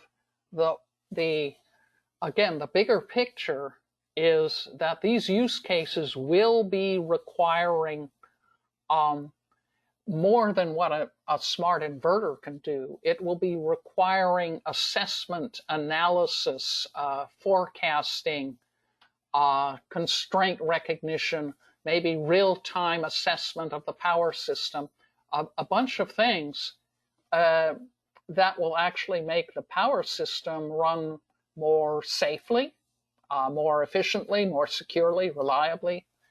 So these are things that I think we need to talk about. And this is, I wanted to get going on this because Alex Badia mentioned it. We have interoperability. In 1547, we have really sort of a very limited area or interconnection point for communications. And it really just looks at somehow the area EPS, electric power system, and the DER, and that there's some sort of interface. It doesn't say where that interface is or anything. It doesn't say it's at the inverter. It doesn't even say that it's at the PCC necessarily. It just says there is an interface. What I want to also point out, and this is, oh, I realize I've this doesn't quite meet the square, misses the IEEE 2030.5. It's supposed to include 2030.5, but there are, I think it got moved over. Okay, I apologize for that. But basically, what we have is that 1547 includes 3, maybe 4, if you include 61850, different communication capabilities, interfaces. And Rule 21 is focused primarily on IEEE 2030.5, okay? what I'm showing in this diagram is the fact that all of the protocols have the ability to send bits and bytes across some link, wire, wireless, whatever, okay, using fairly standard lower level communication capabilities, being a little bit more specific or unique up at the higher levels.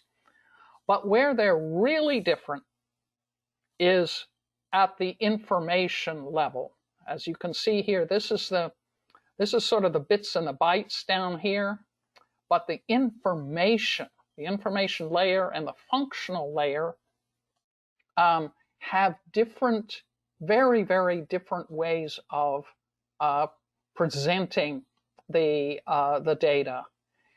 And interoperability, as Alex points out, is really going to be key.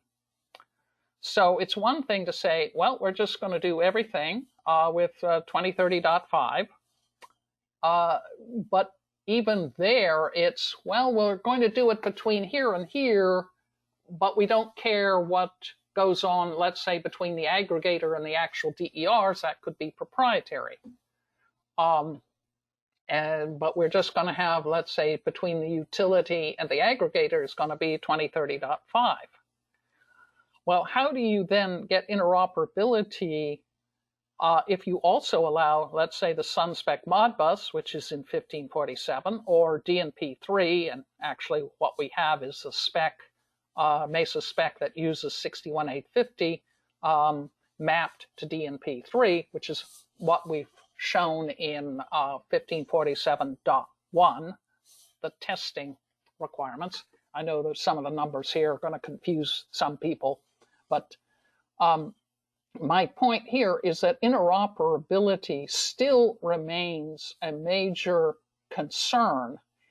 And if we're going to do use cases for functionality, for capabilities, shall we say, we're going to need to address what might be really important from an interoperability perspective, from the communications and the information flows. It's not just the bits and the bytes, it's what information is going to flow between whom in order to get the total capability done. And this is, a DERMS would be very different. An aggregator's DERMS for talking to a utility DERMS is very different from a SCADA system talking directly to an inverter. So these are, again, I think, some of the issues that we're going to need to address. Hey, Francis, can I ask a question? Sure. Mm-hmm. Just almost, if you answer it in another part of the deck, it's fine. But I guess so far we've been speaking about, I'm going to call it almost three levels of personal expertise, for lack of a better word. The planning teams that are experts in system planning and things like capacity planning, reactive power planning, that kind of stuff. Then you have a team of cybersecurity folks that need to be experts in that area.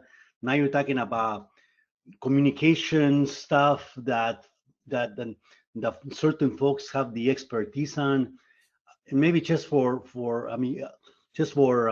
planning purposes here, are you going to plan to have a set of discussions or set of groups that are specialized on these topics? Because otherwise, it would be impractical for us, sort of, at least for SE, to sort of bring all those set of expertise to every single meeting, when in reality, we may only need one of those to be present at any particular time.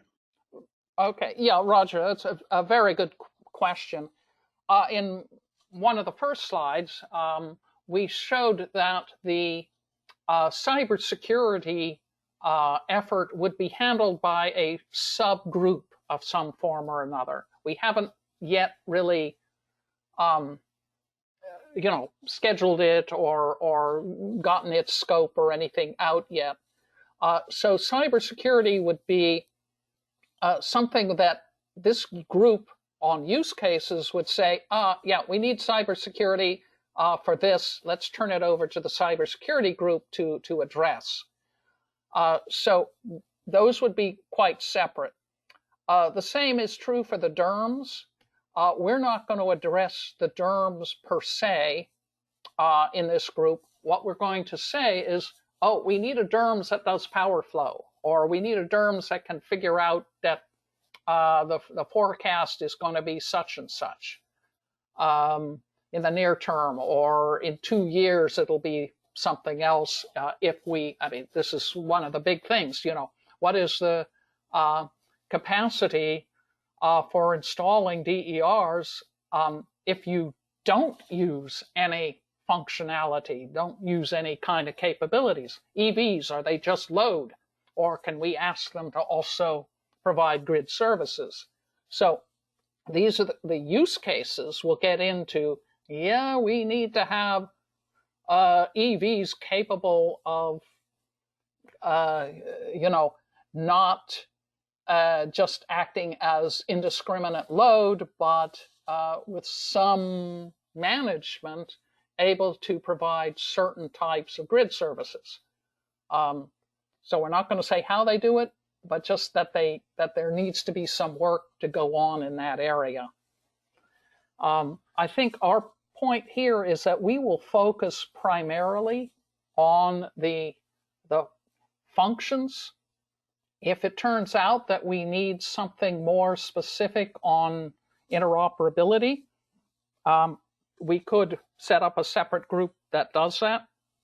My guess is that we have a number of people, and Greg Smith, amongst others, is well versed in 2030.5, and we will see, should we include anything other than that if we take a look at 1547. Maybe we'll just say, don't need to deal with that. At this point, I don't know. I'm just raising the issues here more than coming up with any solutions at this point. Okay, Lorenzo, interoperability, it's a fancy word for saying communications where everybody understands what everybody else is saying. It's like in my international meetings, we all speak English and we write our documents in English. But the members go home or in their own groups will speak Japanese or German or French or whatever. So the interoperability is that we've all agreed to use English as the common language. In the case of Rule 21, they've said we're going to use 2030.5. So that's in 1547. There are 3 of them, and maybe 4 of them, because I think 61850 will come in there soon. And so that's where that stands right now. Okay.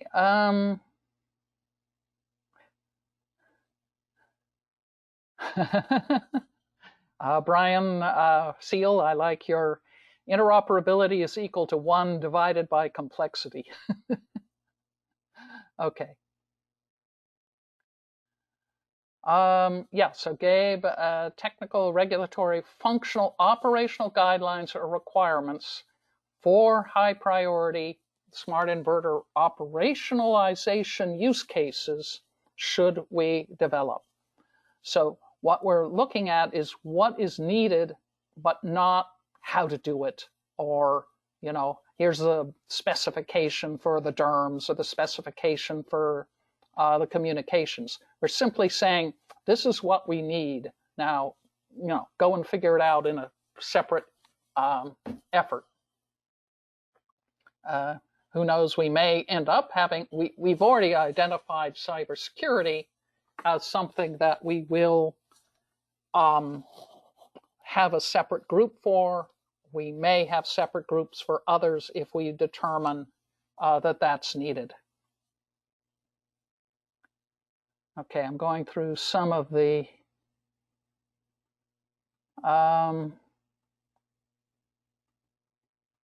yeah, okay. Right, so interoperability. Yeah, John Berdner, the capability of 2 or more network systems, devices, applications, or components to externally exchange and readily use information securely and effectively. Yeah, I think that's the point. It's externally. You can talk whatever you want to internally, but externally, you all have to speak the same language. Okay. Let me see. I have to remember. Yeah, so here is just a couple more slides before we stop for lunch. Here's a big question which the cybersecurity group will have to mull on. I'm not sure we will need to, but I wanted to raise it. 1547 says the scope is just here, the local DER interface, and that's all that the interoperability and the functional requirements need to be met at. For 1547.3, which is the cybersecurity one, we said it's got to be end-to-end.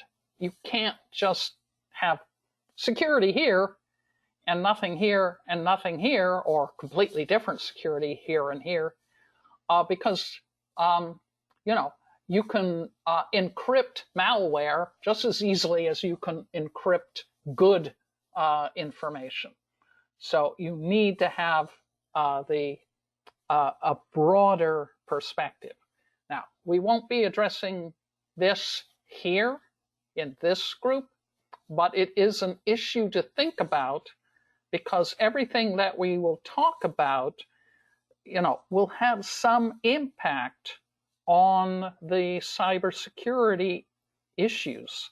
So we may need to think about that as we develop the use cases. Hey, Francis, just a question on that particular point, because as we develop use cases, you know, in the use case we'll have, you know, we're going to pick from the menu of functions available, you know, in the existing, you know, set. Mm-hmm. We're going to look at the non-functional requirements, you know, that, you know, and the communication and all of the things that are required to operationalize that use case, as well as the business rules. It seems like we aren't, I want to make sure that we're not going to set cybersecurity aside as a completely separate track, because cybersecurity is a non-functional requirement, a set of non-functional requirements required to operationalize the use case. So we don't want to disconnect it too much. Yeah, I absolutely hear you. And for me personally, cybersecurity is one of my main concerns. So we will be definitely including it. I just don't want to, you know, have cybersecurity geeks get in there and talk about, you know, which cipher suite to use and whether TLS 1.2 is better than TLS 1.3. You know, that's not, you know, not what we're at for this group. But absolutely. I guess what I'm saying though is that those are important decisions that need to be finalized in order to actually then operationalize and execute on the use case. Mm-hmm. Yeah. We'll have to address it. It's just the details, and that's one of the reasons I picked up on 1547.3. It's quite readable by non-security people, and will at least raise the issues, and we can look there and say, this is how this particular issue is addressed in 1547.3. Maybe we'll look at some of the other standards. There are plenty of other standards.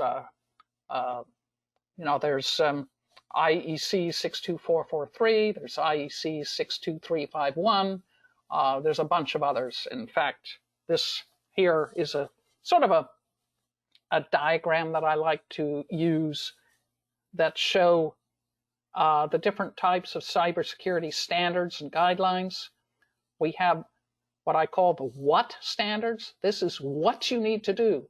It doesn't tell you how to do it, but what you need to do. You should have two-factor authentication.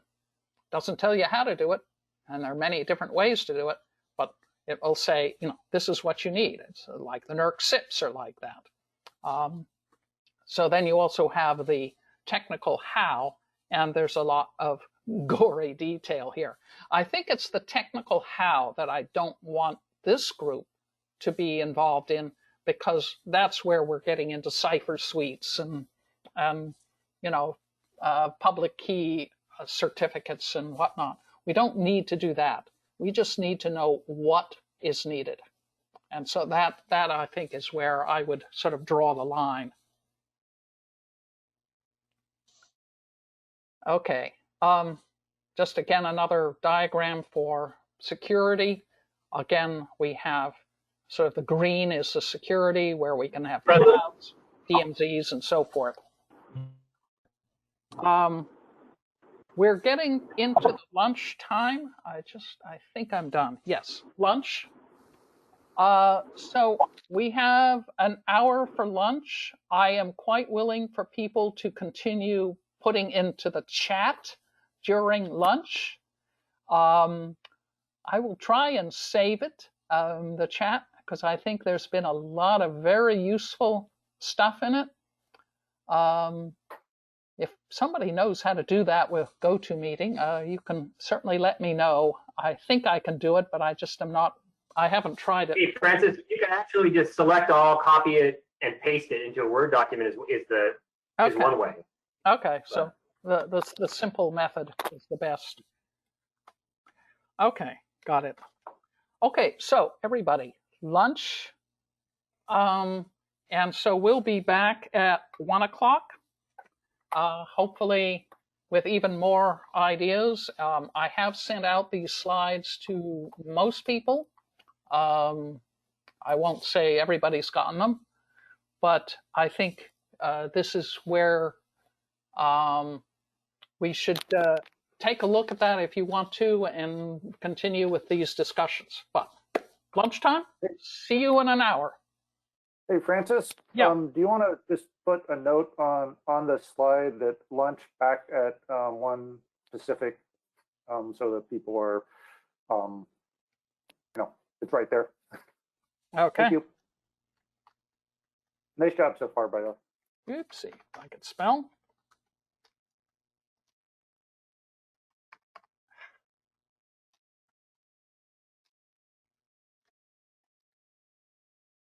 Okay.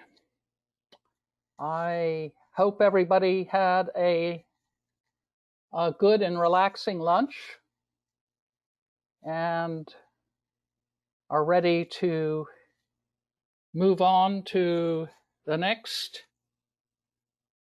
steps.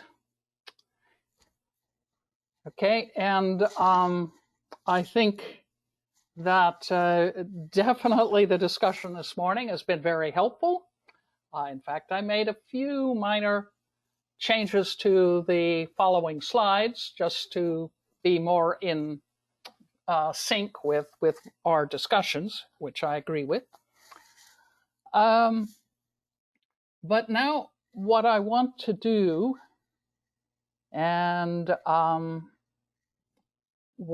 is really refine what our scope is. I was just reading Lorenzo's comment about being in front of the meter and behind the meter.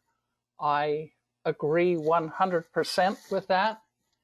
I know that makes it a little more difficult for the utilities, but I think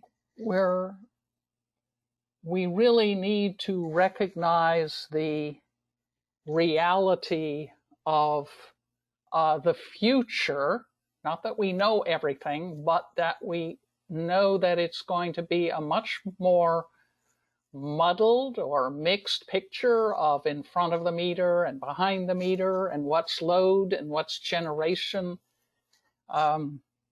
So we really need to take that into consideration.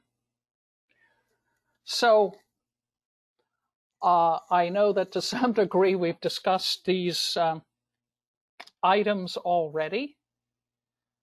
But what I'd like to do is I will go through these briefly, and then I'd like to have a discussion relatively briefly, on these scope questions, because I think this will help set the stage for what we really need to be doing. So I started off with something, I've already discussed, the whole issue of a smart inverter. We're called the Smart Inverter Operationalization Working Group. But does that really mean only one inverter? Does it include the whole DER system or a DER controller of multiple DER units? Or, as I've said before, the DER energy management system or the aggregators terms? Or one thing we've been discussing somewhat in some of our other meetings is, are we just talking about something at the other end of the cloud? So we have the utility saying, I need to do this, or I need you to do that. And somehow it goes magically through the cloud, and nobody is saying where the control of the DERs or the results really take place. Is it in the aggregator? Is it in the DERM, facility DERMs? Is it in the inverter? So I think these are some of these types of issues that we need to be clear on. We can decide on something, but we need to be clear on what we decide. Another thing is the term utility. Does this mean we're just talking about the utility requirements? What about those that pass through an aggregator? What about those that are really set up ahead of time, scheduled, or are based on power system events that really don't, once set up, don't really involve the utility anymore? It just does what it's supposed to do. Then another area that I think I know the answer to it, which is storage. But how do we address storage when it acts as loads? We've got some stuff that we have done in 1547, where we have just sort of thrown in the terms, well, if the controls could be negative, and if they're negative, that's when the storage is charging. And we have a .9 now, 1547.9, but even there, it doesn't quite answer all of the questions. So again, should our use cases assume that we're going to have storage not only when it generates, but also when it acts as loads? We can probably let the actual issue of whether it's Rule 2 or Rule 21 or something like that, that's not part of our group, but it certainly comes into the thinking. The same with electric vehicles. Electric vehicles are more than just storage. They tend to roam around, and they tend to have people who want to get charged up, but they don't need to be charged up immediately, and they don't need to really ignore the state of the grid. So how shall we handle that?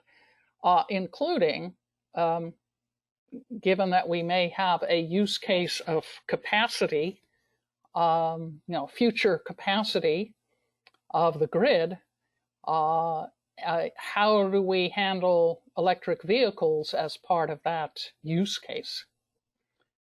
And then DER, again, the concept of DER and inverter-based resources, should we cover them both in the sense of seeing them in the use case, not necessarily deciding, who or what rule or what regulation covers it, but just where does it fit in the use case? If you're going to do AGC or reg up, reg down, so long as all the conditions are met, you can use DERs connected to the subtransmission or the distribution, as well as the larger generators, particularly in aggregate.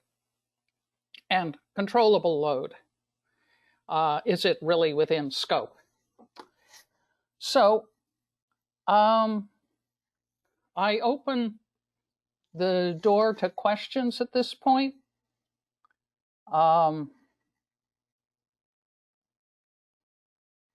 I see Jose has mentioned that for DER, only SCE has a classification for subtransmission. And it may be a voltage level, but my real question is, should we include everything that's connected to the grid, whether it's at different voltage levels or not? And Lorenzo mentions that we've got the FERC 2222. And so it's a question of, okay, he's basically saying that we should not assume that one single entity is operating the DERs. Right, I agree. So, comments? Hi, this is Lorenzo. I just put in a comment in response to Jose's point. To me, the distinction that makes sense here is that DERs are not connected to the ISO-controlled grid directly. So I would think that if it's connected to Edison's subtransmission, that could be still considered DER for the purposes of this working group. Mm-hmm. But yeah, this is Roger. Yeah, Francis, this is Roger Messi.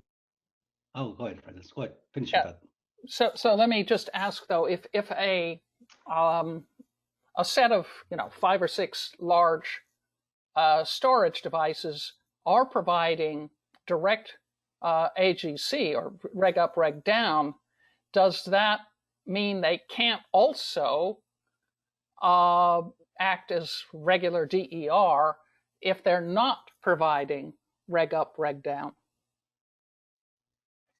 Well, that's getting into multiple use applications. I think we need to explore all of those, but I think the question Jose asked was simply about, what's the category of DERs include? And to me, it makes sense to base that definition on the point of interconnection. If it's ISO connected grid, then it's operated under the FERC jurisdictional bulk power system and the ISO and the ISO's interconnection process and so on. If it's below that and it's on the utility distribution or subtransmission, then I think we can call all of that DERs. Okay. So this is Jose. So just a follow-up question on that. So will we be applying this just to whether it's connected to, I guess, the utility side or utility controlled lines, or whether it's connected through Rule 21, and this is related to the CAISO, the CAISO concerns regarding Rule 21 allowing, some transmission interconnection. And what I would say is that this is where I, again, look at the use cases as saying, this is something we need to be able to do, whether it's, quote, DER or whether it's, quote, IBR. So we, at one level, we can say it doesn't really matter. And at another level, then we can separate it out. But from a use case perspective, I think our first step would be to say, you know, it's a capability on the grid. Can we use it for meeting some particular requirement? Yeah, Francis, this is Roger. I mean, I think along those lines, one thing that we need to keep in, I guess, keep clear is we need to start with the basic requirements to maintain safety of the grid and the DER and customers. And what I mean by that is that there's certain aspects of safety that are required at the inverter level. In those aspects are things like anti-islanding and other things like that. In depending on the voltage level, they're going to be different. So, you know, in the future 15 Rule 21 update, we're adopting language from 1547 that talks about what voltage levels do you apply a different set of requirements, and in the future for us is going to be 50 kV and below. You rely on the inverter certification to sort of provide some of those basic safety requirements. And then once you provide those basic safety requirements, then how do you operate the DER or the inverter set of inverters? Then at that point, it's really up to the use case.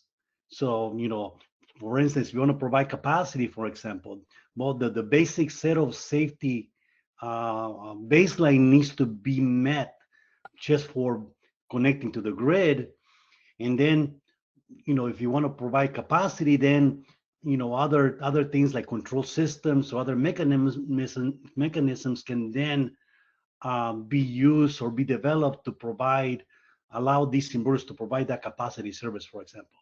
So I want to make sure that we're not, you know, we're not confusing ourselves there. There's some stuff that is needed as a basic premise to maintain safety, and then once you have that, then you're able to layer on top of that the functionality that we need to provide the services for the use case.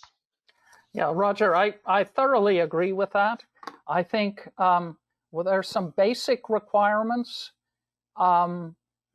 such as safety. I would say cybersecurity is also a basic requirement. But the question I have for this group is, to some degree, we will need to assume, I hate to assume anything, but we need to assume that some of these lower level requirements are met as we develop the use case, at least at the high level. And then if we get down into more details in the use case, and I'll give an example a little later on,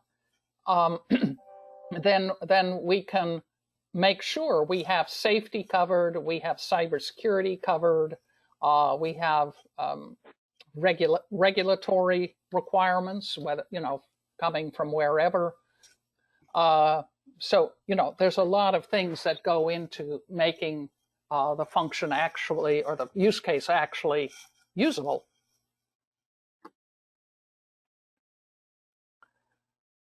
Okay, we've got some more points. Grid edge, Dan Fletcher talking about DER implies there's communication and intelligence at the grid edge. And I would say that I won't say, yeah, over the air, whatever that might mean. It could be internet, it could be whatever. But I do believe that pretty much every one of the items that I have identified so far, from you know, the working group 3 and so forth, all imply some type of communications and some type of intelligence. It just doesn't need to be necessarily the inverter, but it certainly could be.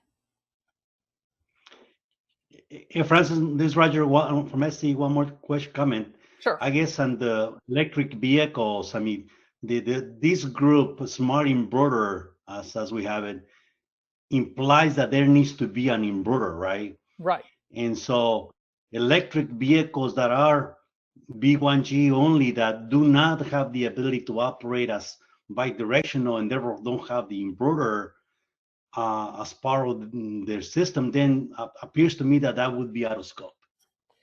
Well, let me first of all state that there's always an inverter. The inverter can be in the electric vehicle itself, and then we do AC charging, or the inverter can also be in the charging station, and that's DC charging. If you have, it's not a question of whether there's an inverter. There's always an inverter because you're always doing somehow AC to DC. The question is whether the inverter has the capability to do anything, either because the car manufacturer has decided not to allow it, or many other reasons. The other thing is that even V1G, where power is going in one direction, can still speed up or slow down charging, depending upon circumstances, whether it's, fast charging right now, or, wait until 4 a.m. to fast charge it before I need to leave for work. Or it can be even frequency watt control, where you respond to frequency by slowing or speeding up the charging. So even with regular EVs, I mean EVs where the manufacturer has not agreed to or has not installed the capacity to do V2G, there's still capability for the EV to do some form of grid support. Yeah, I mean, I guess what I would answer to that is that, I mean, from that perspective, any load can do that, right? Yes. But seems to me that this working group, the source of this working group is the Rule 21 and the smart inverters within Rule 21, and B1G is not part of Rule 21 or the technology requirements that are specified in Rule 21. And so it just seems to me that it's a little bit of stretch trying to bring trying to bring in B1G systems here if they don't have bidirectional operations that can be tied back to the Rule 21 requirements for inverter-based technologies. Well, that actually comes in with this whole issue, this last one, controllable load. Do you see, or even storage, because storage is charging over half of the time? Yeah, again, I mean, storage may be a little bit another question, but controllable load, I mean, I think this is out of scope. Again, we're talking about smart inverter operationalization, and the source of this work is from our Rule 21 work that has all the smart inverter functions that you displayed earlier in the conversation. And so if we want to tie it back to those functions or even the functions that are coming through 1547-2018, then that is controllable load. It's not part of that scope, and it seems to be that shouldn't be part of this scope as well. Well, let me throw another way of looking at it. Let's say you have a campus, and from 1547, your perspective, or not Rule 21, but 1547 perspective, you're looking at the PCC. And inside, and there's been a requirement to, let's say, limit active power. You don't care from a utility perspective how they do it. They may very well be using controlling the load, or they could be controlling their PV, not PV so much, but storage systems. They could be doing it any number of ways that involves minimizing, or maybe if it's limit active power, it might be actually increasing charging, increasing load. But you don't care. But the function of let's not overload this feeder with having too much generation could be handled many different ways internally to the DER site. Yeah. Hey, Francis. Yeah, and I'm not disagreeing with that. Go ahead. I'm sorry. Go ahead. Oh, hey, Roger, I was going to agree with you because the name of this group is Smart Inverter Operationalization, which definitely implies that there is a interconnection with under Rule 21 that has a smart inverter involved with it. So, to me, that leaves out the controllable loads. If they cannot, return energy to the grid. So an EV or storage system that is, interconnected and authorized to put power back into the grid would be considered within scope. Whereas if it was not, it would seem to be considered out of scope. At least that's my understanding of what you're trying to do. Yeah, interesting, James, because you work with 1547 requirements. Oh yeah, and OpenADR. And I'm not saying that these are not other methods of controlling load. There's many methods to controlling load. I guess you have to develop technology requirements to do that. But again, going back to this working group is Smart Inverter Operationalization Working Group, and has to tie back to the functions that you displayed earlier that are smart inverter functions, and even those that will come from 1547. And it's really seems to me that the work of this team is to look at these smart inverters that have these functions, and then how do you use those functions to develop use cases. But you have to go back to those functions, I think. And so that's why I think controllable load is not, because it's not using those functions.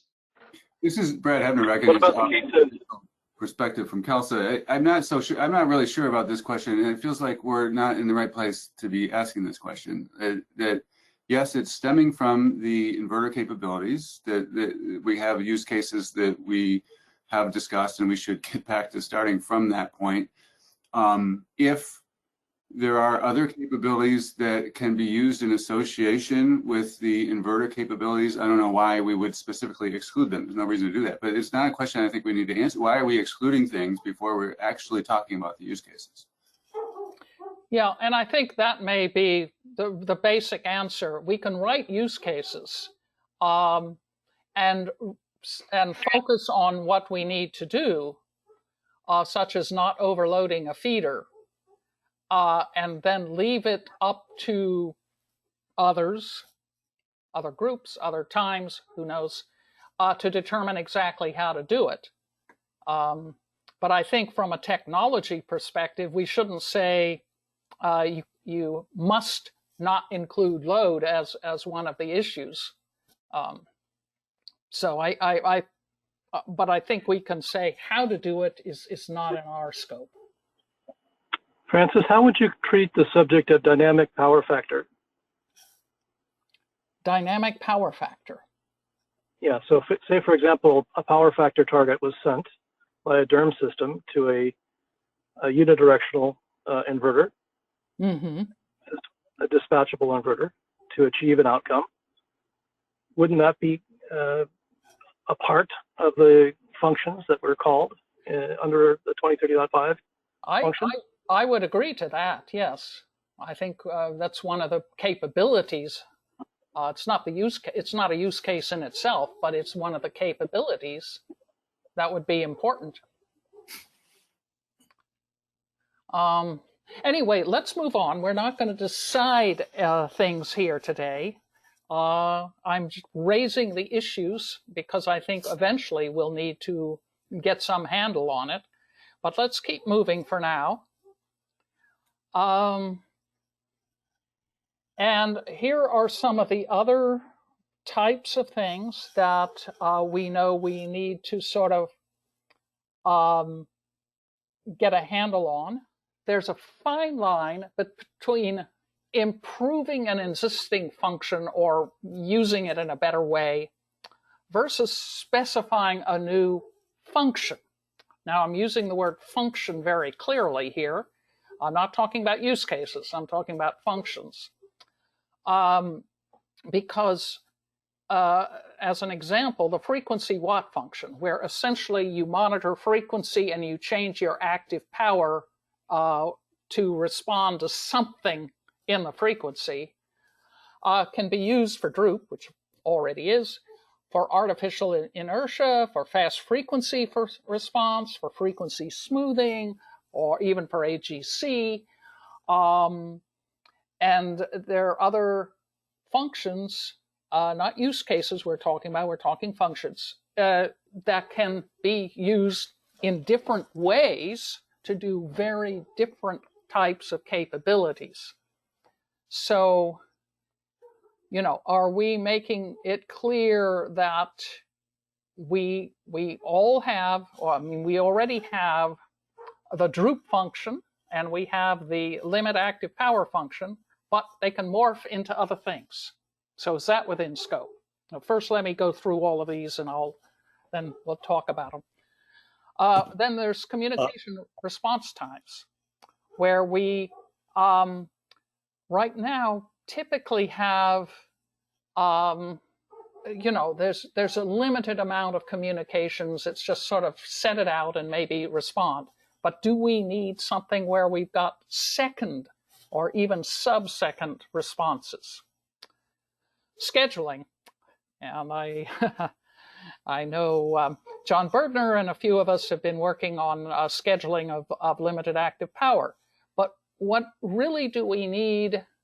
And this would be looking at not for the next, you know, year, but for the next 3 or 5 years. What do we really need to be able to schedule? At the moment, we're just talking limit active power, but there's plenty of other functions that we've already specified. We have these functions already in Rule 21, but we don't have anything about scheduling them. Then energy storage functions. Again, should we really expand the functionality of the functions that we have to include doing things while energy storage is charging? And then this is something, the type testing versus site testing. We've talked about that a little bit before, that type testing can have very different aspects to it than site testing. And really involves a very different way of thinking about things. And Roger, I think you talk mostly about type testing and making sure the inverters have the safety level, safety requirements met. But site testing ultimately will be what makes a system, a power system, safe and reliable, efficient, and all of that. Okay, so I'll open it up again.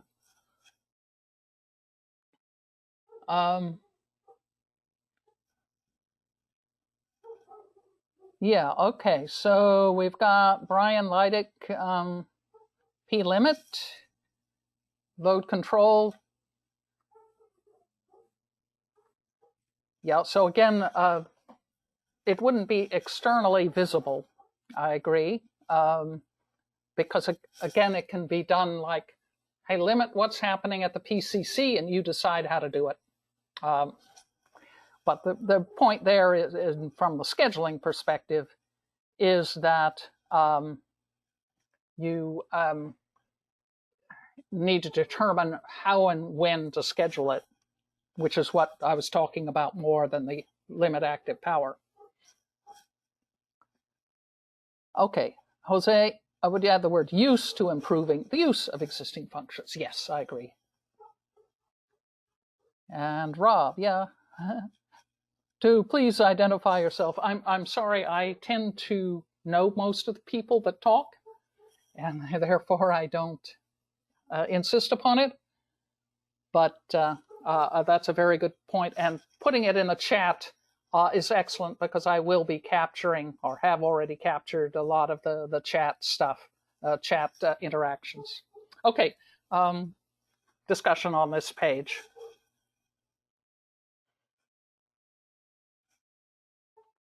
Oop, didn't mean to do that. Any questions? Yeah, Francis, the only comment that I would have is that obviously type testing for single devices, it's well defined, you know, in our standards, and that works very well. Obviously, site testing is not as clear, so yeah, I don't know. For instance, if we were to go to site testing, I don't think there's sufficient standards out there to talk about what type of testing needs to be performed to meet the needs. so do you see that as a gap that somewhere, maybe, I don't know if it's this group, but at least we could identify the gaps? Is that? Yeah, I think if not a gap, a minimum, there's a need to clarify what site testing is. It's available in how it could be used to meet our needs. So. Mm-hmm.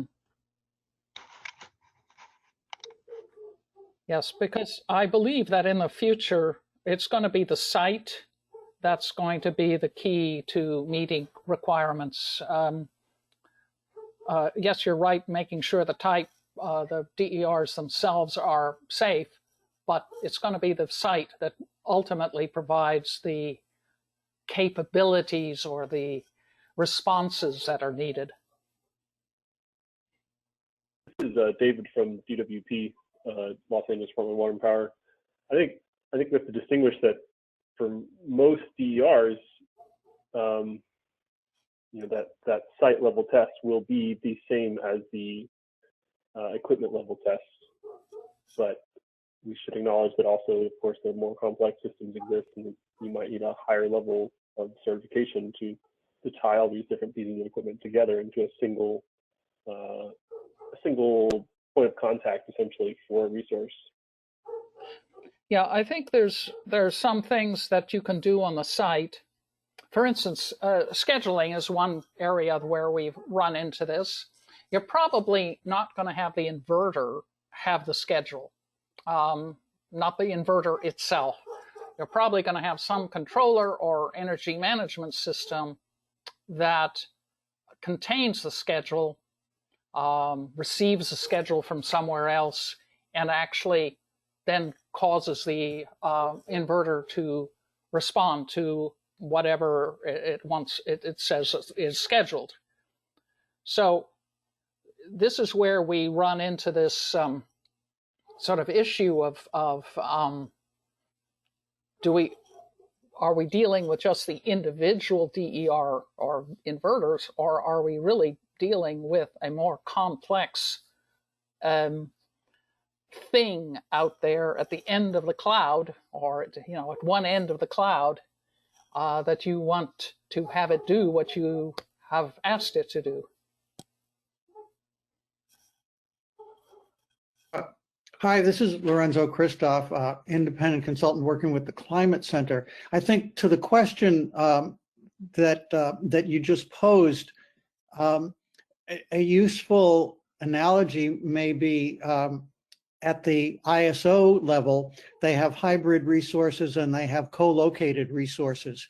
In the hybrid resource, essentially there's a single point of interconnection, and the owner operator of the resources, maybe it's solar plus storage or wind plus storage, is responsible for operating it as a single controllable unit. And so the ISO's relationship is at the point of interconnection to the controllable unit. The co-located, in contrast, happen to be using the same point of interconnection, but the solar and storage appear to the ISO as two separate resources. They have separate resource IDs, and they have different behavioral responsibilities. It seems to me that on the distribution system, we want to allow for both possibilities.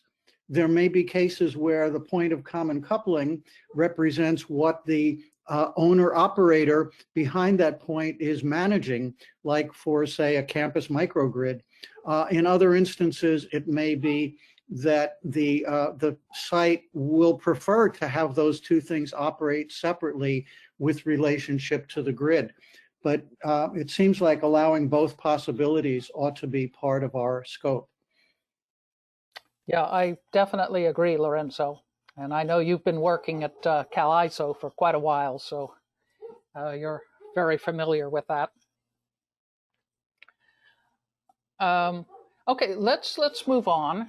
Again, we're not finalizing things here. I've added some things here where we mentioned it in the previous slide with the electric vehicles and charging stations as DER. And I guess I've now included what I'd already mentioned or talked about. But one of the things that's come up that's interesting is, can electric vehicle electrons be tagged as green? Or this is actually true of any storage, you know, how green is storage? Because sometimes that can be a factor in deciding how to operate the grid. It's not just grid, if, you know, security or reliability, it's also greenness of the grid.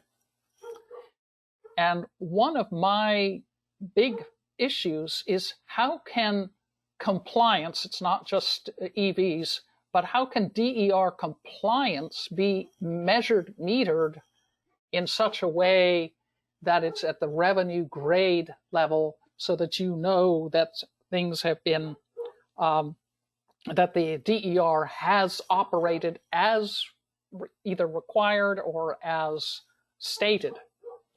At the transmission level, it's can be a lot easier to meter, you know, if you're providing an ancillary service. It's not yet really quite clear how to do it at the distribution level. We've talked about controllable loads.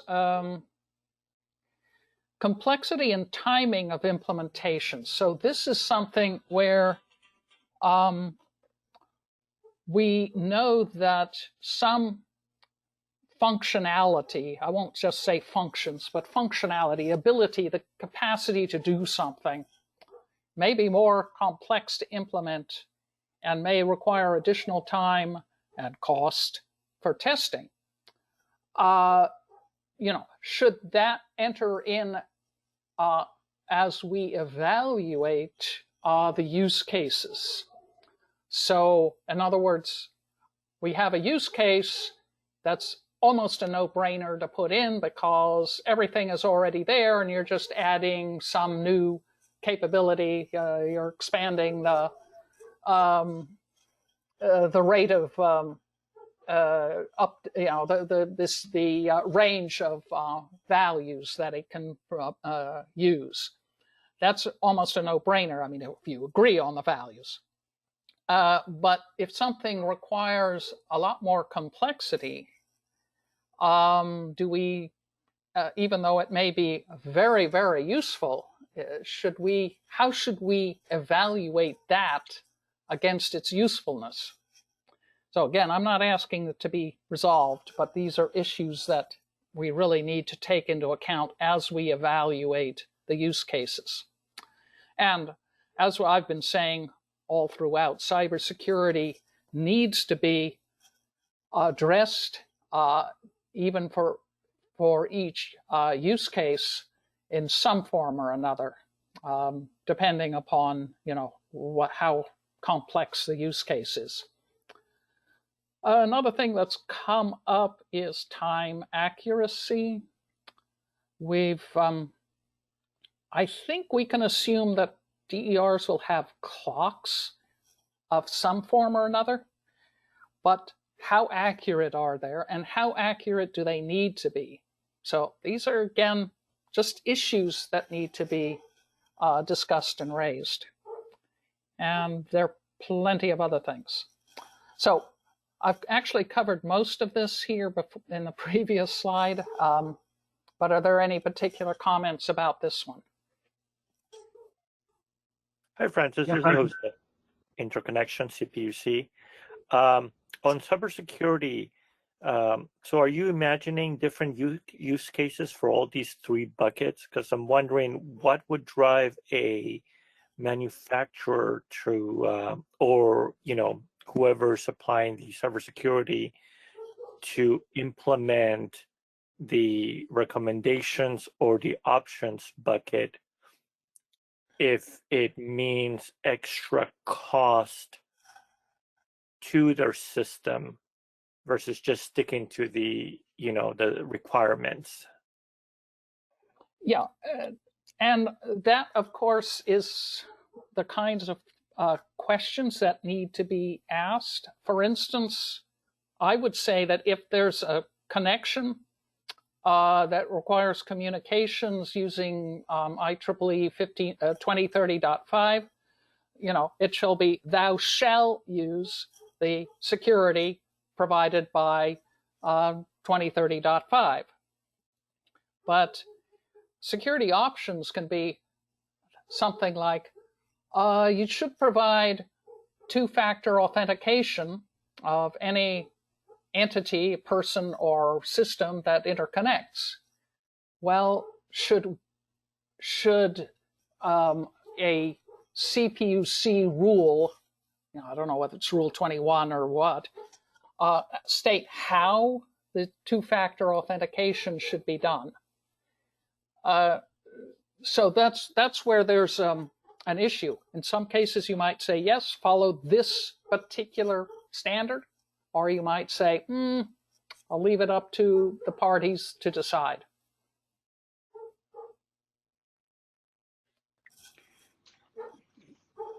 Yeah, Francis, this is Roger. I guess comment on the third bullet there. Seems to me that the guidance was to look at high priority use cases using available existing capabilities. And so for that, seems to me that we should be looking at use cases that, based on the existing technology and standards, we can deploy in the near future. And so we should sort of stay away from use cases that are going to take a long time to implement, that are very complex, that will require the development of standards and all that kind of stuff. So I think we need to keep an eye on our scope here so that it doesn't blow up to a large extent, and just keep it to high priority use cases that we can work on using the technology that's available today. Yeah, I agree that that's definitely one of the factors. It may not be the only factor. We've been talking about scheduling, as you know, and for some implementations that may be difficult to do, and for other implementations it may not be. And to some degree, it's a question of, how simple do we want to make the immediate scheduling requirement versus the longer term scheduling requirement. So absolutely, as we develop the use cases, we should identify the level of complexity. Again, it may not be the same for everybody, but at least take that into account. And I think updating the 1741 and updating the testing requirements and all of that is clearly going to be a part of all of that. Okay, let's keep moving. So a little bit more on use cases. There are some standards related to use cases. The IEC has a use case methodology, which was actually first developed in an EPRI project, but has now become an IEC standard. which is nice to see that some of the work that we did way back 2004 became an IEC standard. And it's evolved since then. But I think for us, the important parts are the business layer, where you have the business use cases, which can be fairly high level, ensure security or safety in the grid, ensure the reliability of the grid. Well, that's pretty high level, and you know, how do you go about doing it? But at least it forms a hook. It's something you can use to say, hey, I want to do this use case because it improves reliability.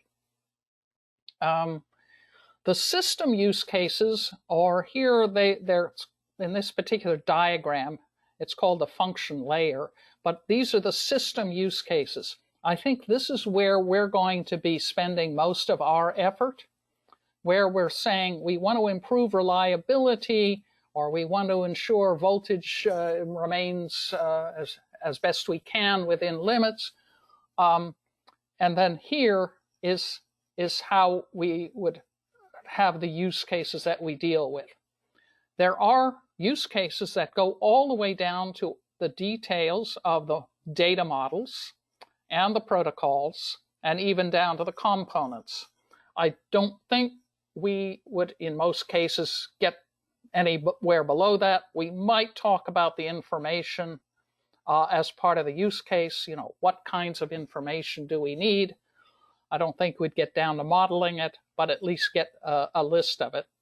So I think what we're really focusing on is what's the very high level business case, and then here are the use cases sort of at the system level.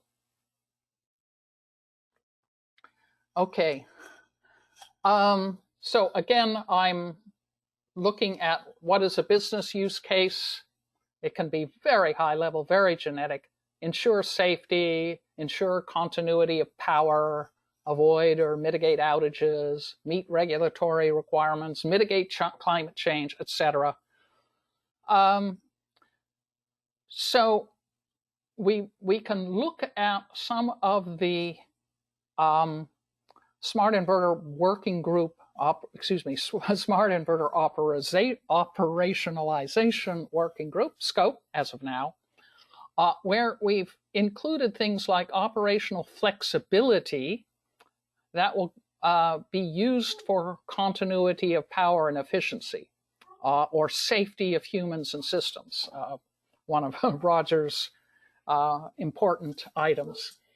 And ancillary services, market benefits, etc.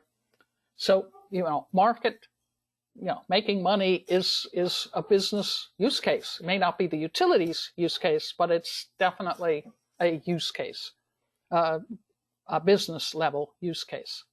Again, these provide the hooks. You can say, I'm doing this because it's meeting this business purpose. The system use cases are much more, okay, then how do you achieve the business what requirements? And this is a list of probably the main types of items that need to go into a system use case. So you have the obvious basic requirements: functional description of the use case, the function, the process, what is the expected outcome, so the purpose and so forth. Actors. Who are the actors? And this can be humans, or their roles, computer systems, equipment, and even the power system. You know, power system tells me what its frequency is. This is what that's one of the actors. Information.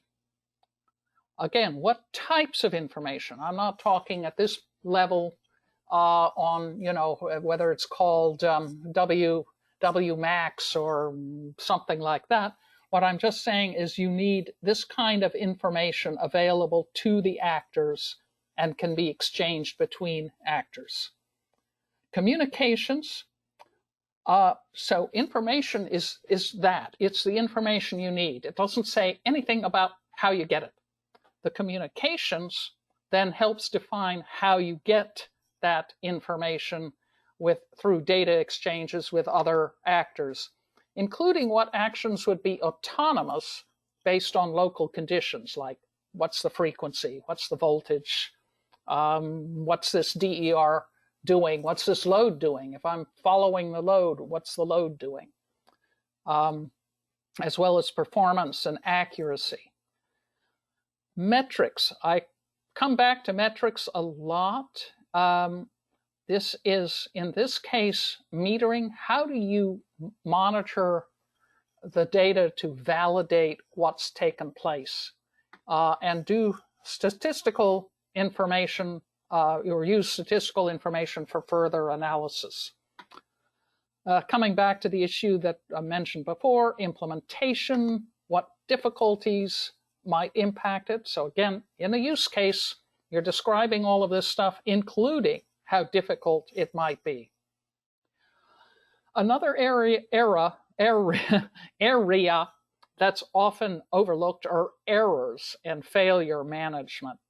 What's the default process? What should be alarmed? What should be captured? What should be planned for? This is really an important aspect which is often overlooked. I know I mentioned it sometimes ad nauseum in the 1547 meetings, and I think we're getting back now to dealing with some of that. Okay, priority. Again, if you're looking at a system use case, what is its priority? Is it immediate? Is it short-term, long-term? Possibly never. Regulatory. What aspects of a use case, remember, use case itself is never a shall, it's just here's a description of what we want. But in the use case, we can say you shall meet Rule 21, for instance. So there may be other aspects, but in the use case, we should spell out what's mandatory, what's optional, what's necessary, what's required. And as I mentioned before, the special cybersecurity issues. We have general cybersecurity. We're going to have authentication and authorization and role-based access control and two-factor authentication and all of this sort of stuff. But for each use case, we should identify any special cybersecurity issues that might be more than we had expected or that are covered in the general cybersecurity. Okay. Yes, Lorenzo. Yeah, so there's a number of comments. Yeah, we'll need contingency analysis as well. This is where I mentioned that when we look at what is needed, we probably will have to ask that DERMS or some system like that do some kind of contingency analysis, depending upon what we're looking at, but something beyond the just, well, this equipment's failed, let's just stop dead in our tracks. Well, I think there are better ways to do that. And actors, I agree with Lorenzo, actors need to reflect organizations or entities that have very strict responsibilities.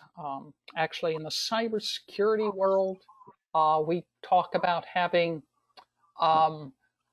cross-organizational, not necessarily contracts, but at least agreements where the responsibilities for everything are very clearly laid out. If this happens, who does this? If that happens, what information do you need to send to home? So that's very important. But I also say we need computer systems and equipment as also as actors, simply because they're going to be doing some actions autonomously or reasonably autonomously. Francis, this is Greg Smith from SDG&E. Yeah. When I was referring to contingencies, I wasn't just referring to like how does the system process a computer system, but also, you know, the fact that the grid needs to deal with it as well. And you know, the more local the service you're trying to provide a distribution, the more detailed that contingency analysis has to happen, because while it might not matter at the bulk system, it may matter a lot more at the distribution system. So I don't think we can just kind of say it's just a computer system issue to think about. Yeah, I agree. I think the thing that I'd mentioned earlier, but I don't really have in here, is the applications. And that could include the contingency analysis, power flows, all of that stuff that you would find in energy management systems. So yes, I agree. Hi, this is Rob, Francis, and I'm just reading Brad Hebner's comment and reading the other chat comments, and I'm thinking about track 2 of this proceeding, which is the future grid proceeding, and it deals with, you know, DSOs, and grid architecture may come up, and some of the same diagrams you shared show grid architecture, and I'm just wondering about how the two tracks should coordinate, you know, and if we don't want to get too far sprawling, as Brad says, in this track, allowing some of this conversation about roles and responsibilities to occur in the other track, or maybe the overlap is just unavoidable. But I just think it's worth thinking about the other track of the proceeding as we scope out this working group. Yeah, that's a very good point. We're not working in a vacuum here. We're working with lots of other activities going on. And in some cases, we may throw something over the wall to a different group. And that might very well be there. I've talked about doing that with the DERMS, just saying, here's something we want the DERMS to do, but not going any further than that, and throwing that over to the wall to, say, some DERMS group somewhere. Well, I think in this case, you know, I think it's more we will work collaboratively with, you know, this work going on track 2 to basically make sure that, you know, if this group highlights something that is better captured, where we're talking about distribution system operation and or the presence of a distribution system operator, that might be distinct from the IOUs or could be the IOUs. Make sure that if there's functionality that this group identifies it's better captured there, we just make sure there's, you know, beyond just the throw it over the wall. I do love that term, but basically there's a handshake and we make sure that what's moving and identified here is going to be basically dealt with within track 2 and vice versa. And for that matter, I mean, there is possibility that work being done on the distribution planning side, you know, there's going to be some cross-pollination, and just want to make sure we stay very focused in this group on smart inverter operationalization. Yeah, I agree with that. This is Lorenzo. Sorry to interrupt, but I agree with what Stephen was just saying. But I'm concerned that we could be overly siloed, and that would have a negative impact. So I just put in the chat a linkage to the track 1 where they're talking about the DIDIF and reforming the DRP. Well, a basis for a use case that we talk about here could be a DER provider that's substituting for a distribution upgrade and has certain performance requirements associated with fulfilling that responsibility. If we don't talk about what entities are responsible for what, and we just talk about, oh, the computer system's responsible for that, then nobody's responsible. I mean, really making this work is going to be parties having specific responsibilities. And I think our best use in this group is not to throw roles and responsibilities over to track 2, but say, for the use cases of interest, who's responsible to do what? And then that can be input that's usable in track 2, but I don't think we should depend on them to tell us the answer of how to assign roles and responsibilities to accountable entities. Yeah, I certainly agree that roles and responsibilities are absolutely critical to any use case, because you can, if you don't have the responsibilities laid out, then it'll all fall down. It's kind of like having a structure underneath a building. It's got to have the full-blown structure. You can't just put walls up without having the foundations and everything else.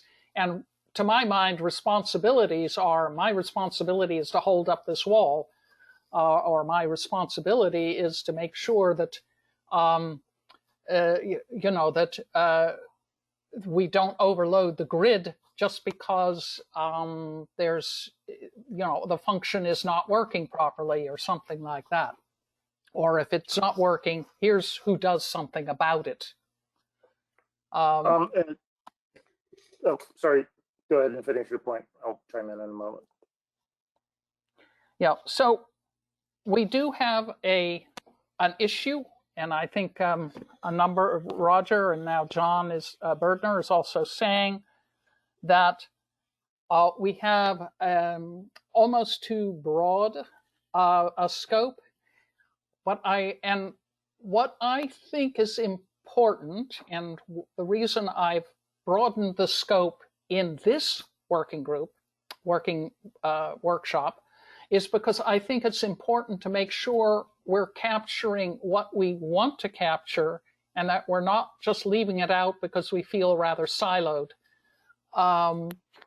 So I wanted to start big, and we will narrow it down, becoming maybe more practical. But I think we need to continue to be aware of the bigger pictures where we might need to say, oh yeah, okay, let's include that. Didn't think of it before, but let's include it. So, yeah, we will be, sort of coming down out of the clouds into more specific situations. But I think that it's important to have the big picture as well. Well, and maybe I can add that the timing is important. So the DSO Future Grid Study track 2 will kick off with a workshop probably in the end of March timeframe is what we're currently thinking, and according to the scoping ruling. And then the study that comes out of that, and then there's an en banc plan, that is timed to occur just after this working group has wrapped up. And so maybe, the comment from Lorenzo that roles and responsibilities necessary to define for these use cases to work, the short list, will simply then inform some of the outcomes that come from track 2. So perhaps that timing is right, actually, but it's important maybe to think about the timing of the 2 tracks. Yeah, so this is Stefan from Verdant again. So very much agreed that coordination is going to be key. And honestly, that is my job, and on the consulting team side, and Rob's job on, I think, and Rob, I'm hopefully not putting words in your mouth, on the CPUC side, to make sure that what's going on in this track is well coordinated with what's going on in track 1 and track 2. And in fact, I think one of the early activities within this working group is to identify very concretely, this is very much what's in scope and we're going to address and think we can address within 1 year, because that is not a lot of time.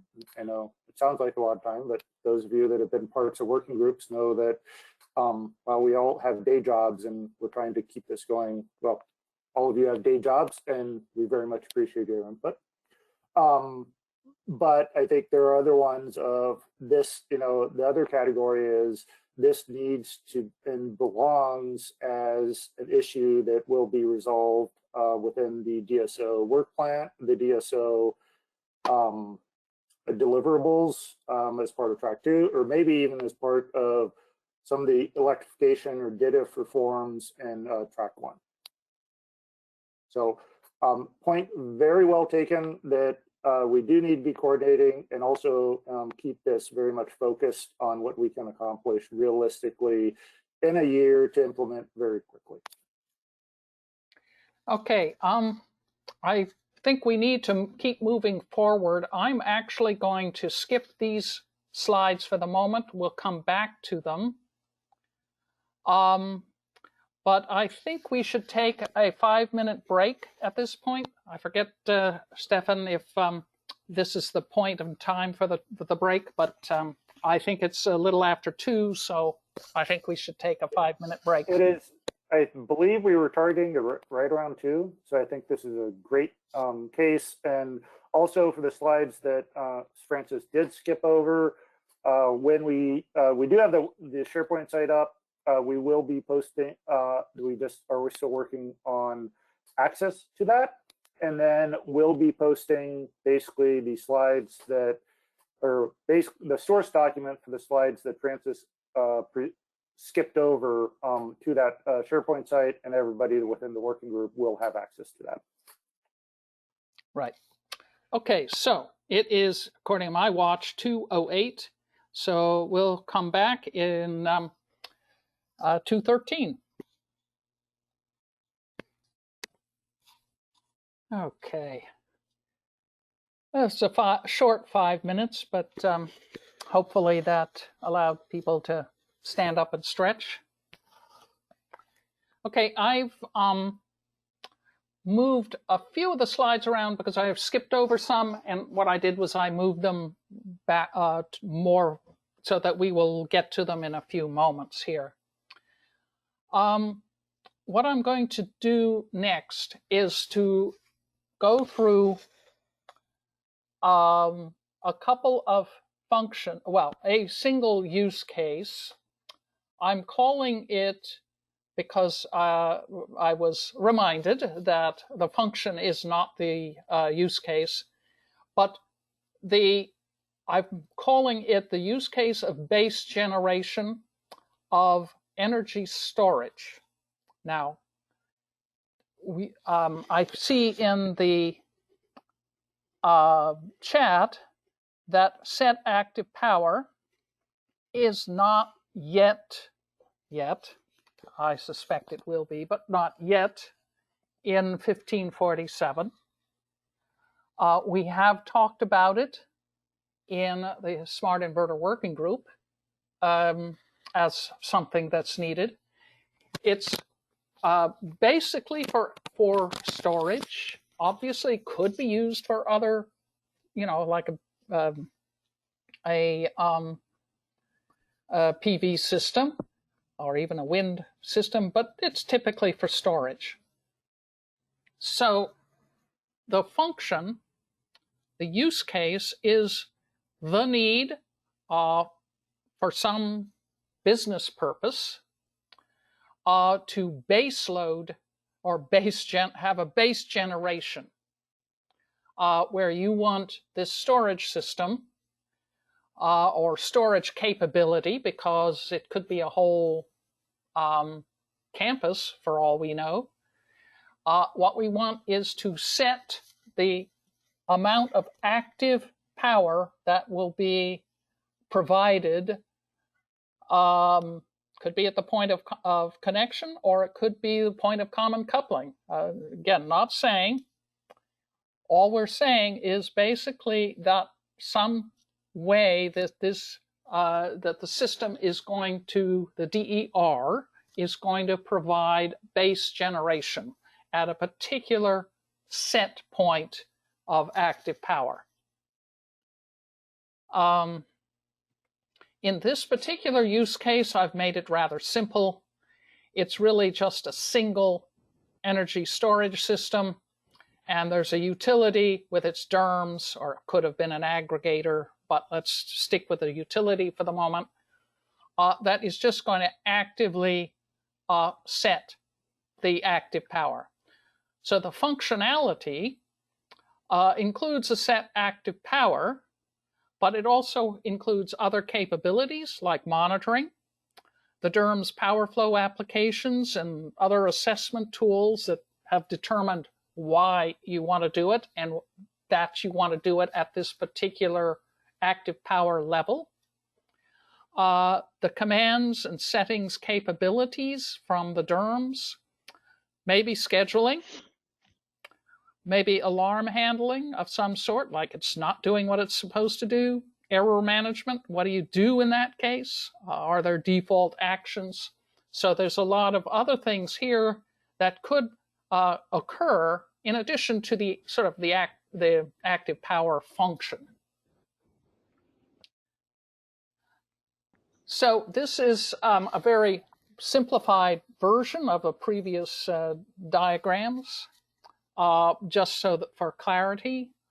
I'm not going to go through this in detail, but what you see here is that the SCADA system, either from the distribution or from the transmission, sets active power for this energy storage controller.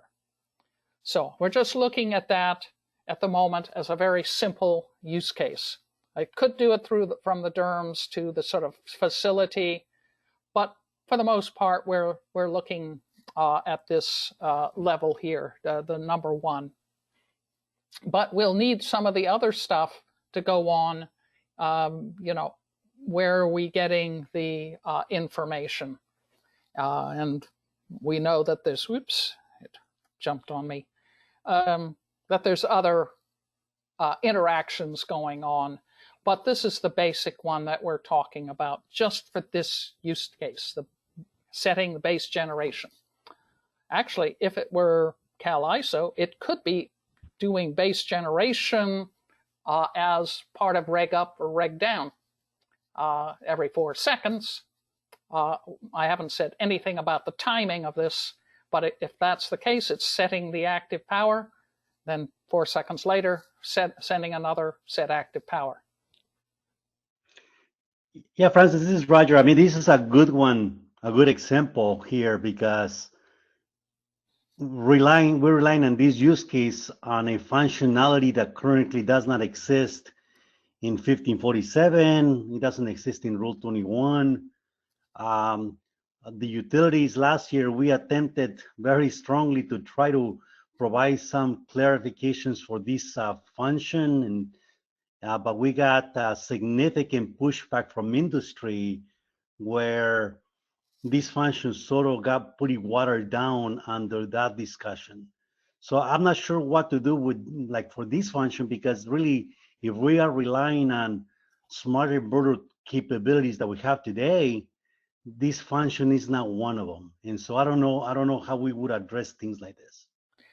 Well, that's a good question. What I would say is that, first of all, Rule 21 has not really addressed energy storage, so that anything that's sort of focused on storage has not been addressed very well and needs to be.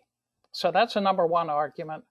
The other is we have all the pieces. It's not like you'll have to replace any hardware to get this capability, because believe me, any energy storage system can set active power.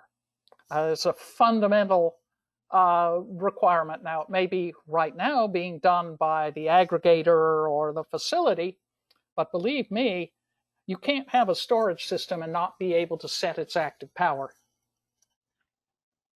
So I believe there will be a way to discuss this particular use case. It's one of the reasons I brought it up, is because I believe it captures a couple of things. One, the work that you already did in the Smart Inverter Working Group to capture the requirements, but also to say storage is really going to be increasingly important, and we need to address its capabilities. And this is a fundamental capability of energy storage. Yeah, I agree with that. I'm not disagreeing, and I think that's the reason why for us in the utilities, we're trying to clarify the technical requirements for set active power back in 2021. But at this point, there's really no standard, no requirements. And so that really poses a problem, because then how do you develop a common understanding, a common understanding and requirements across the industry if those standards don't exist? Mm-hmm. Yep. So again, I'm using this as an example today, but I do expect it to be looked at in more detail during our working group meetings, because I do think it's going to be one of the fundamental capabilities. You're right. It's not in any of the standards today, but it's an absolute necessity that any storage device can do it. Okay, let's move on. So I won't go through all of this because I think we're beginning to run out of time, as is often the case in getting good discussions going. But basically, what this does is say, okay, what are the key activities? So in describing a use case, you have to go through what are the key activities, who does what. In this case, the operator, the DERMS, what's happening in communications, cybersecurity, and any proxies authenticate the sender, assessment, DER action, the DER changes its active power, monitoring to make sure that indeed it did what it was supposed to do. Then we need to talk about what is the data precision or accuracy or timeliness that's needed, including timestamps, various logs, etc. Scheduling again. Error handling. I think we need absolutely to address the issue of error handling, alarms, defaults, and stuff like that. Okay, another way of looking at this use case, this is somewhat more sort of a table that can be used depending upon how sophisticated you want to be, of what the actions are. I would say that this is less important, so I'm going to skip over that for the moment. Another thing that's very useful are diagrams. So this is a sequence diagram. You don't have to make, pretty pictures like this. I just happen to have a tool that helps me do it. But it basically says, okay, so the green one is the initial setup and enabling of the set active power function, because you have to verify that the nameplate ratings have been configured and shows who's doing what. Here's the grid operator. Here's the power management controller. So this would be this energy management or DERMS at the controller. This is a sort of function somewhere sitting in some software. I don't know if it's in the inverter or in the controller, doesn't matter. Here's the DER itself. This is the thing that actually does it. And then we've got the grid. So this is the electrical connection points, and this one's the PCC. So initially you set it up, then you show the interactions going back and forth. What does the grid operator do? First, they receive information from the PCC, then enables and decides to send something to the function that it wants to set the active power. And after a few other backs and forths, it actually does send the power and gets information back, and then finally it's deactivated. So again, useful, very useful to making sure that you've got all of the steps clearly defined, because you've got to have arrows that go back and forth and you've got to justify each one of these. So again, very useful. Doesn't have to be in every single use case, depends upon what you're trying to show, but very useful if you really want to understand how this all will work.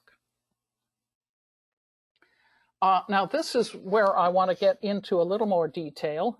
Again, I'm not going to read all of this, and I'll let you read it at your leisure, shall we say. But what I want to point out here is that it's really important to try to discuss, in this case, implementation, because we're going to be, this is operationalization of these things. So what are the issues? So there's general issues, like which DER should be capable of applying the set active power function. I probably don't need PVs to do that, maybe, but not too likely, but certainly energy storage systems. Okay, so, and maybe not even all energy storage systems. So the utility scale ESS probably should, while PV plus storage systems may be managed by other preset actions that are not going to be, so they won't necessarily be using this set active power. So the potential solutions would be defining which DERs shall be capable of this. Then we get into things like testing. Okay, how do we, what are the issues with testing? Logging and metering. What are the, there's no revenue grade metering available. Then getting into communication issues. How are we going to do that? If it's reg up, reg down, that needs to be essentially real time.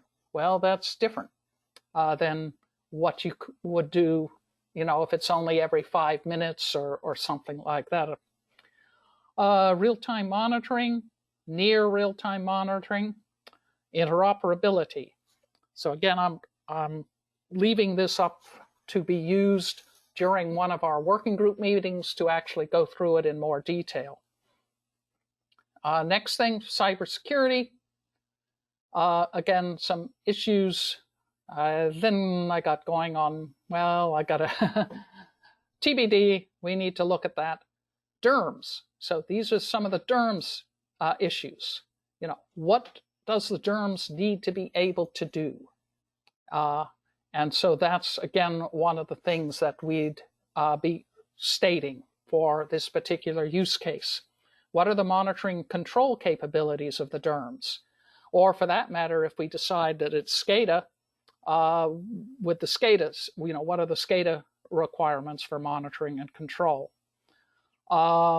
Assessing real-time capabilities. So this would be some kind of app, power flow, contingency assessment, all of that, state estimation, whatever is needed. Logs, default actions or failures or errors or stuff like that. And electrification impacts. What are the drivers that would affect this? So again, I'm not going to go through this right now, but these are the kinds of issues, the implementation related issues, the operationalization issues that need to be addressed for every use case that we go through, because we need to come up with the concerns and possible solutions, and those will help us make decisions. Okay, then there's always going to be gory details. Hey, Francis, can I ask a quick question? Sure. Yes. Oh, Sarah Willinga from Tesla. I guess as a higher level question, I don't think set active power is a use case, right? It's a method to maybe like an implementation tool to satisfy a use case, I guess. Yes, Are and you that's thinking... why I'm calling it the base generation use case. setting base generation. So I agree, and I've changed this wording in these slides. The slides that you have don't have that, but I did come back and say, yes, it's not the set active power function that's the use case, it's the need to set a base generation. Got it. So would part of this working group be to establish the use case for why we would need a base generation, or like what the use case is of base generation, and then like a follow-on activity would be developing set active power if that's determined to be the solution to that use case? Yeah, that's basically exactly it. I think we start with a business case, which would be something like reliability of the grid.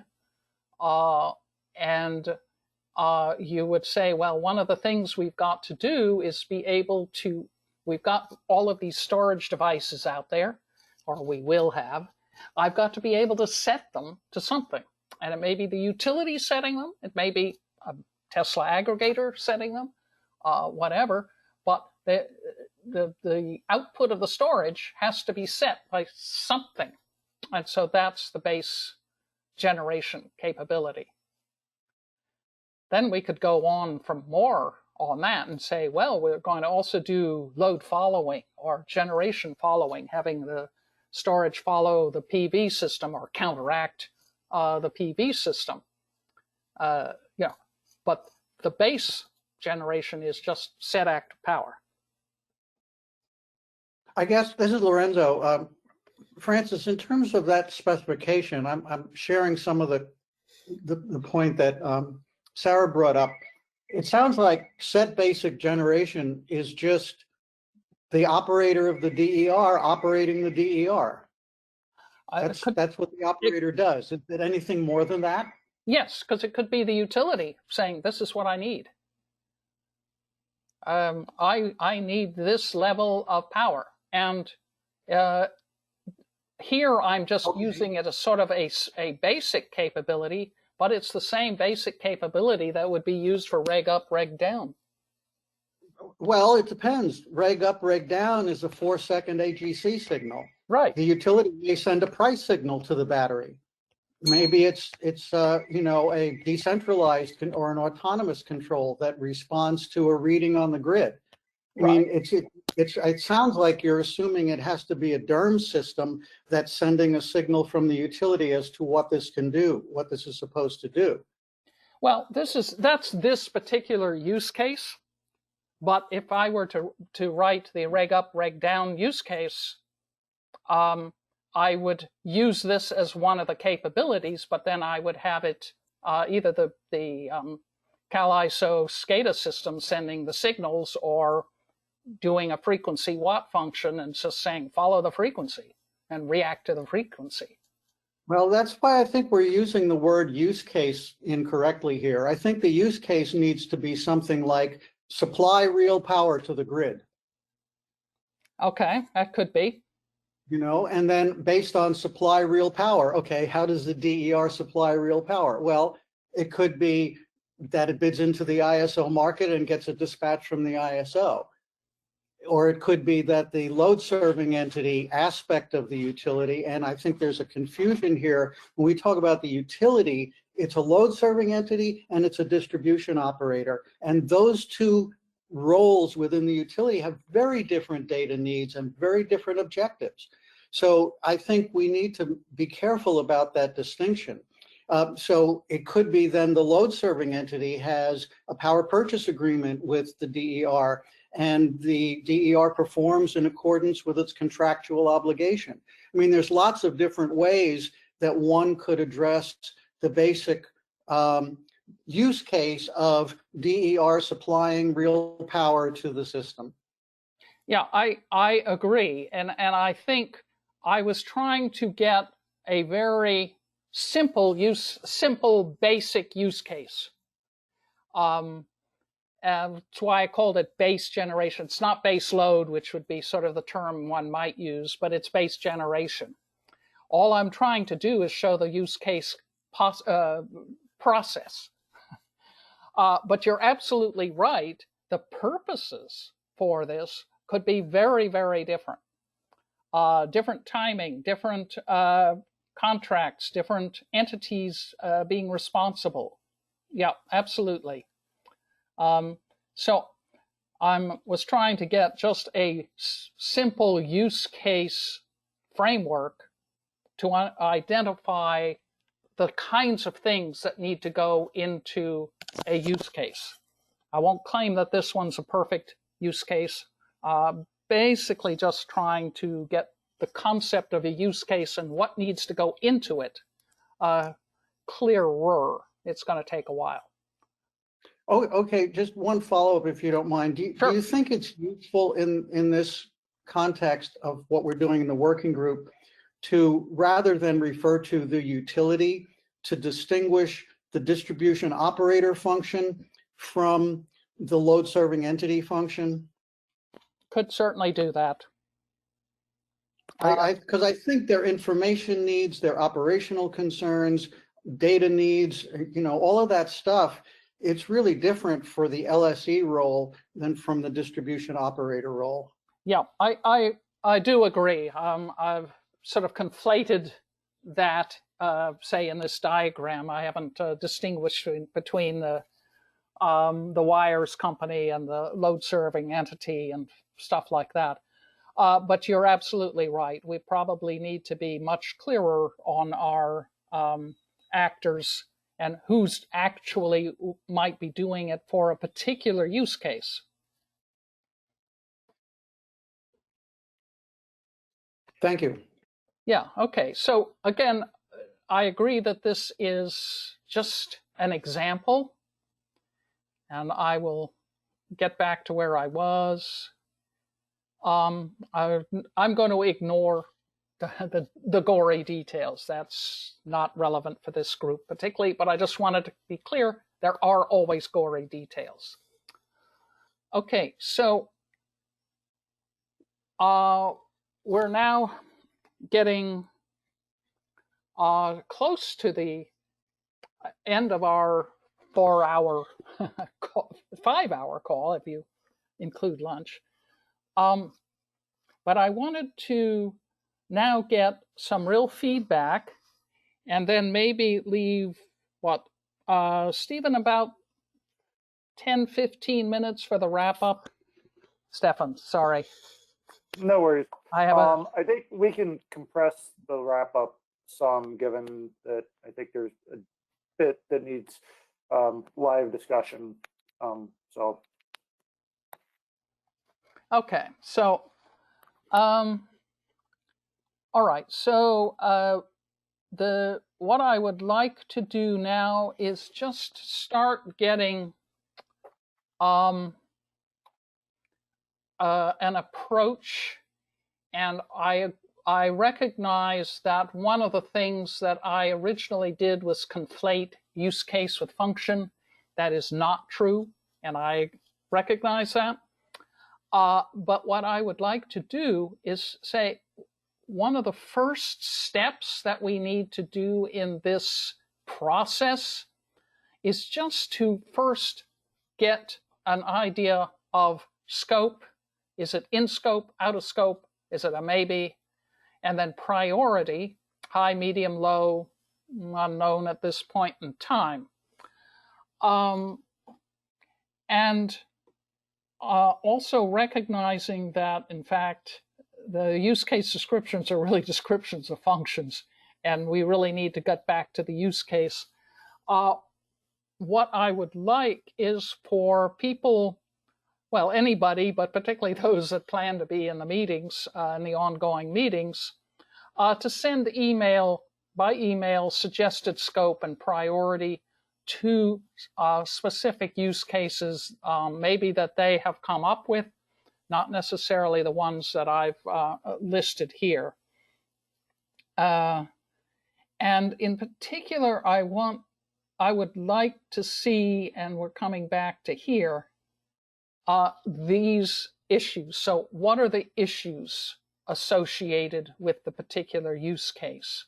So general issues, communication issues, cybersecurity, error management, DERMS, electrification impacts.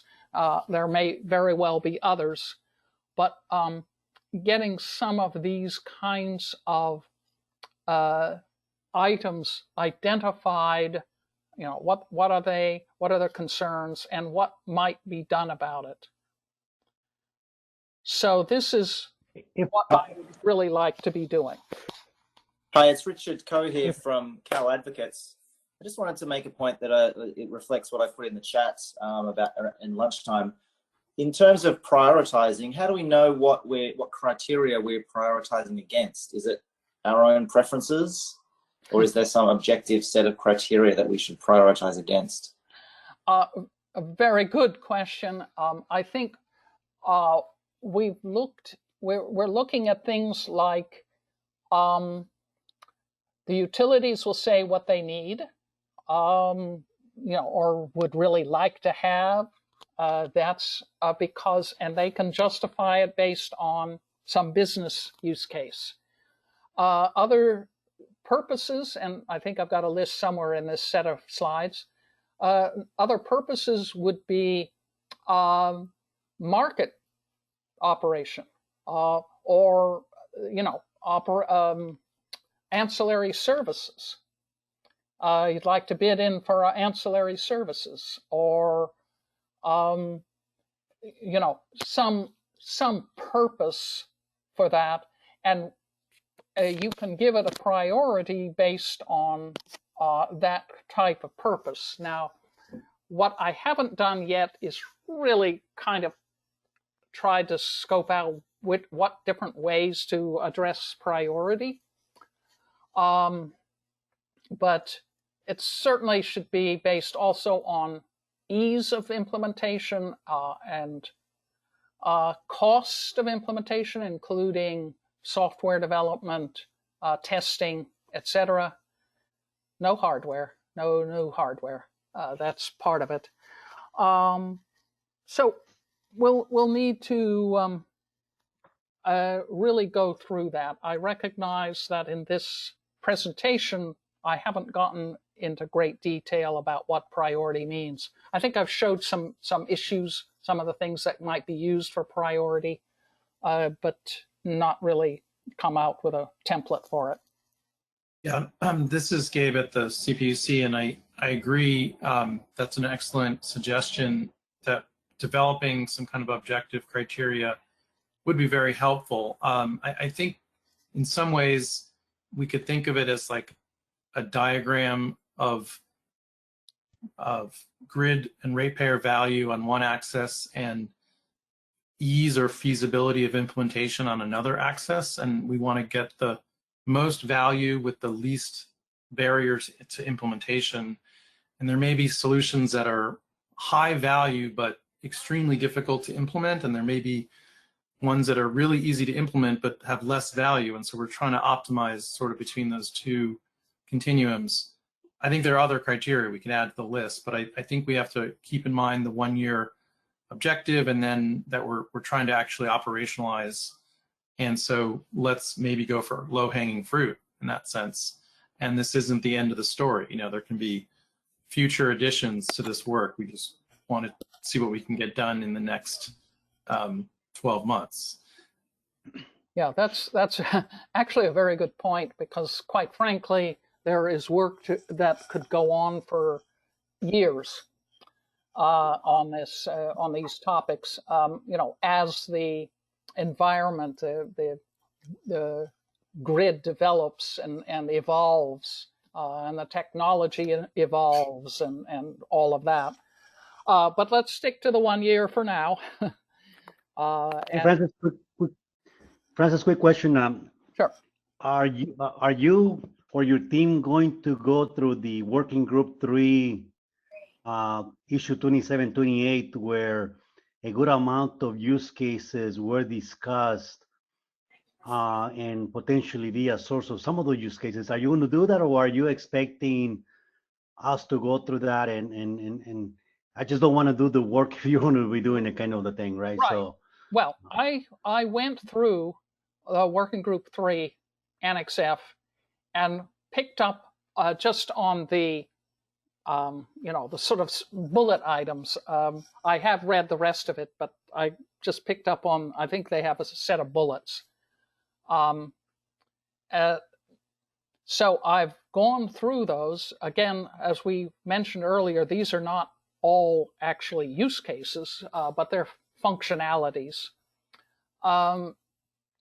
So I think what I would like, and coming back to this slide, is what I would really like is to have people send me the suggested scope and priority for the ones that have already been identified.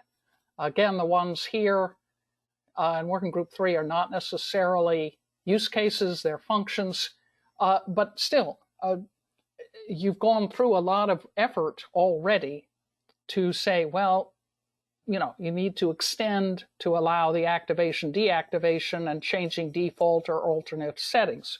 Well, how important is that? Is it in scope? Is it priority?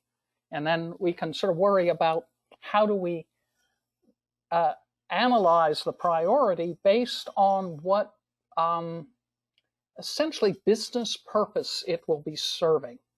And that's where, again, we really need to hang these capabilities onto a business use case hook, because that will give us some legitimacy.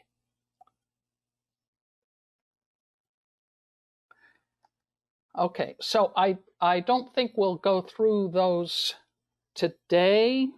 I had thought we might be able to get to them, but I think we've had so many very useful discussions. So it's okay if what you do is pick up on the use case descriptions that you know about, or the functions that you have already gone through, and come up with suggested, is it in scope or out of scope, and the priority.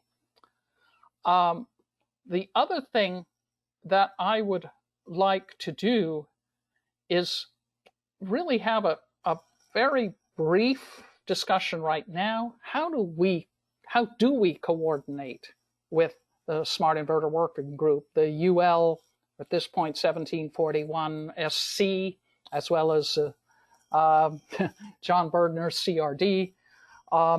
What about 1547 revision? What about 1547 10 is the terms? I forget now which is which. And then there's the aggregators too. Anyway, how best do you see us working? Is it something we'll just rely on people to report in? Do we want to have formal interactions to say, hey, they're doing this, we need to take it into account? Or do we just say people will report in when there's something? Okay, 10 is a DER gateway. Okay, I couldn't remember exactly what it was. How do we want to deal with that? Because I think it's going to be really important to coordinate the cross efforts. Francis, I wonder if would it help to create sort of a common template of how to capture a candidate use case so that we're dealing with somewhat comparable documents or descriptions of the use case that kind of have a common set of elements. As you showed on a few slides, what's the business objective, who the actors are, but a little more put together on a fillable form, if you will. Yeah. Would that be helpful for what you're asking people to submit, so that it'll be relatively easy to compare across the various candidate proposals? Yeah, that's a good point. I actually have a Word document that contains much of what's in these slides, but in written form as opposed to slide form. it's not quite ready to be sent out, but it should be, sent out in relatively short order, that indeed would have, these, I mean, you can fill them out on the slides too, because it's just there, but I could send it out as a Word document with the other use case requirements established as well. So these are the ones that we have identified as at least some functionality that we need. Some are more use case-ish than others. Others are more sort of functions, but microgrid management, that's use case. Okay, I would like to leave some time. We've got 8 minutes left for wrap up. I know that there's going to be a lot of discussion at each of the meetings, and I hope to get a lot of interactions going, but I think we need to make sure we wrap this one up in a reasonable time. So again, this is what we want to do. We want to have proposals for providing and assessing use cases. So we've got the ones that sort of functions, but some of them are semi-use cases. I will provide what I call sort of a template for it. It may not be that you need to provide everything, like drawings are sometimes more difficult, but on the other hand, drawings can be very useful. But I will try to provide a template. It's based on the use case standard, but I sort of pare it down to being what we need for this purpose. But I do want to get input as quickly as we can before the start of the meetings, so that we can really get into it and jump into it rather than sort of slide into it slowly. Okay, yep, I see some rationale column, definitely. Yep, I think I will also discuss priority, how to prioritize, and it could be, based on usefulness to the utility, which I think is sort of the primary focus, but we know that there are market activities that, like ancillary services, they're for the grid, but they're, market-based more. So we can come up with sort of a way of us, identifying what we mean by a particular priority. I agree that a sort of rationale for the priority. When are these due? Well, other than yesterday, we're hoping to get going in about 2 weeks. What we have proposed, is it here? We did not include a hard deadline on that. What I would request is that by next Friday, which is the 4th, we get the first round of these. And that would give Francis and myself and the others working on this a few days to sort through and consolidate that ahead of that February 9th first meeting. Yeah, and I will get out sort of at least a start at sort of a template. We may refine it or add to it or delete parts as we go along, but I'll start sort of clarifying a template. And I like these suggestions about, having justification for the priority and exactly why you think it is this or that priority. So I know that it's never easy to pick a particular time and date for a meeting without some people saying, oh, there's just no possible way I can. What we have at the moment is a proposed time of 1 p.m. Pacific on Wednesdays, starting February 9th. It would be good to hear if there's any critical concerns about this. Everybody's going to have some concern. And we don't have that many times and dates to choose from if we're going to capture, reasonable time frame, East Coast, West Coast, even Hawaii.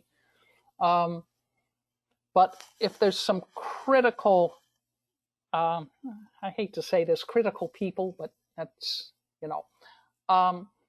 if they have some real heartburn, let me know. But otherwise, and I know Rob and Gabe, you're going to also look at this date to make sure it works for everybody in your side of things. But let us know. And we will need to determine what we need to do about the cybersecurity subgroup. And maybe even, do we need to create a different group for DERMS, something like that. But I think cybersecurity has sort of bubbled up to the top. So at least that one. So one other note, I'm sorry to interrupt.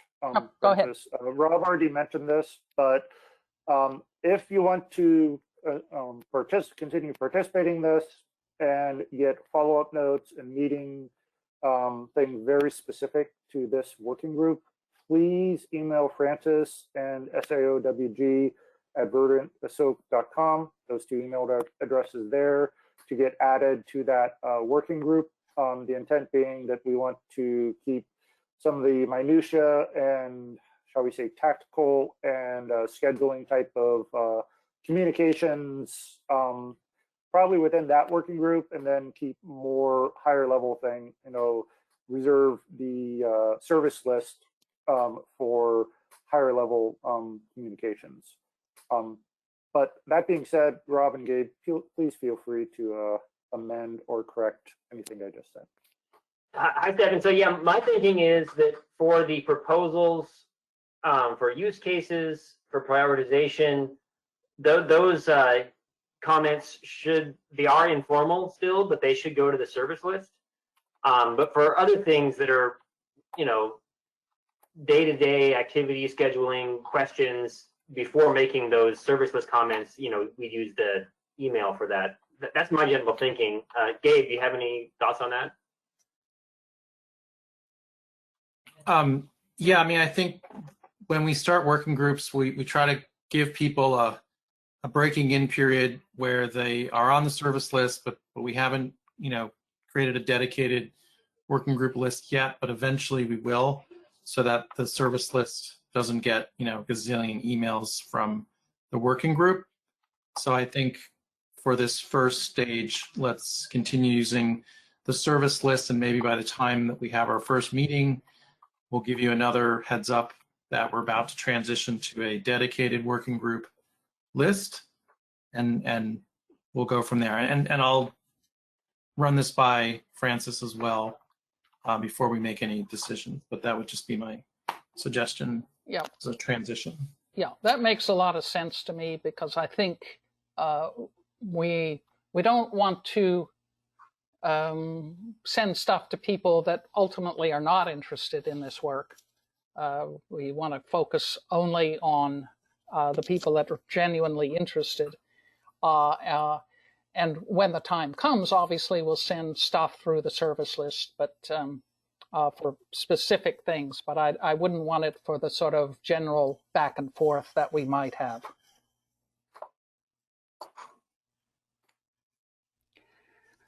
Okay, any final comments, questions? I have copied the stuff in the chat. Any final thoughts, either Gabe, Rob, or Stefan? Just a great job facilitating today, and great preparation. This was a really great kickoff, and we obviously have a lot more work ahead of us, but this is a good start. So thank you very much for that. And I just had a couple of closing thoughts. A lot of people mentioned, the need to focus on the use case, and then we can sort of drill down into, is this a priority? Is it feasible? Can we do it with the existing capabilities? If we're going to develop any use cases that specifically relate to the Cal ISO, I think it would be important that we had, some kind of participation from ISO. And I did see that Peter Clower was on today, so that's something we just want to be thinking about. If we're gonna go down that road, does the CAISO want this? And are they prepared to engage on it? Another thought I had was just, although we would ultimately go with the highest priority, highest value use cases, wherever that may take us, we may want to consider whether there are any particular configurations that we at least want to attempt to capture. And so, for example, do we want to capture at least one behind the meter storage PV configuration? And do we want to try to capture at least one vehicle to grid configuration? And similar, do we want to capture a front of the meter battery configuration? And a control as well. So lots of time to discuss that, but just food for thought about whether we want to try to hit some of those cases. Again, I think the priority and the value should probably lead us, but if we can also look at some of the technologies that we think are going to be very much in use, it might be good to try to focus on a handful of those as well. Yeah, okay, makes a lot of sense. Okay, we are only a few minutes, 3 minutes after the hour, which is not bad considering we've it's been a 5-hour stint total. So I hope everybody who wants to signs up, and we will, at least for the moment, propose to have our first working group meeting 1 p.m. on Wednesday, February 9th. And so thank you everybody, and I hope you have a good rest of your day. Francis, before you sign off, are you free at 3:30 for a quick wrap up? Sure. Follow-up? Thank you. Okay, let's talk then. All right. Thanks again, everyone, for hanging in there. Thank you, everyone. Okay, thanks, everybody. Thank you, Francis. Okay, thank you. Okay, bye. See you next time. Interesting. Have a good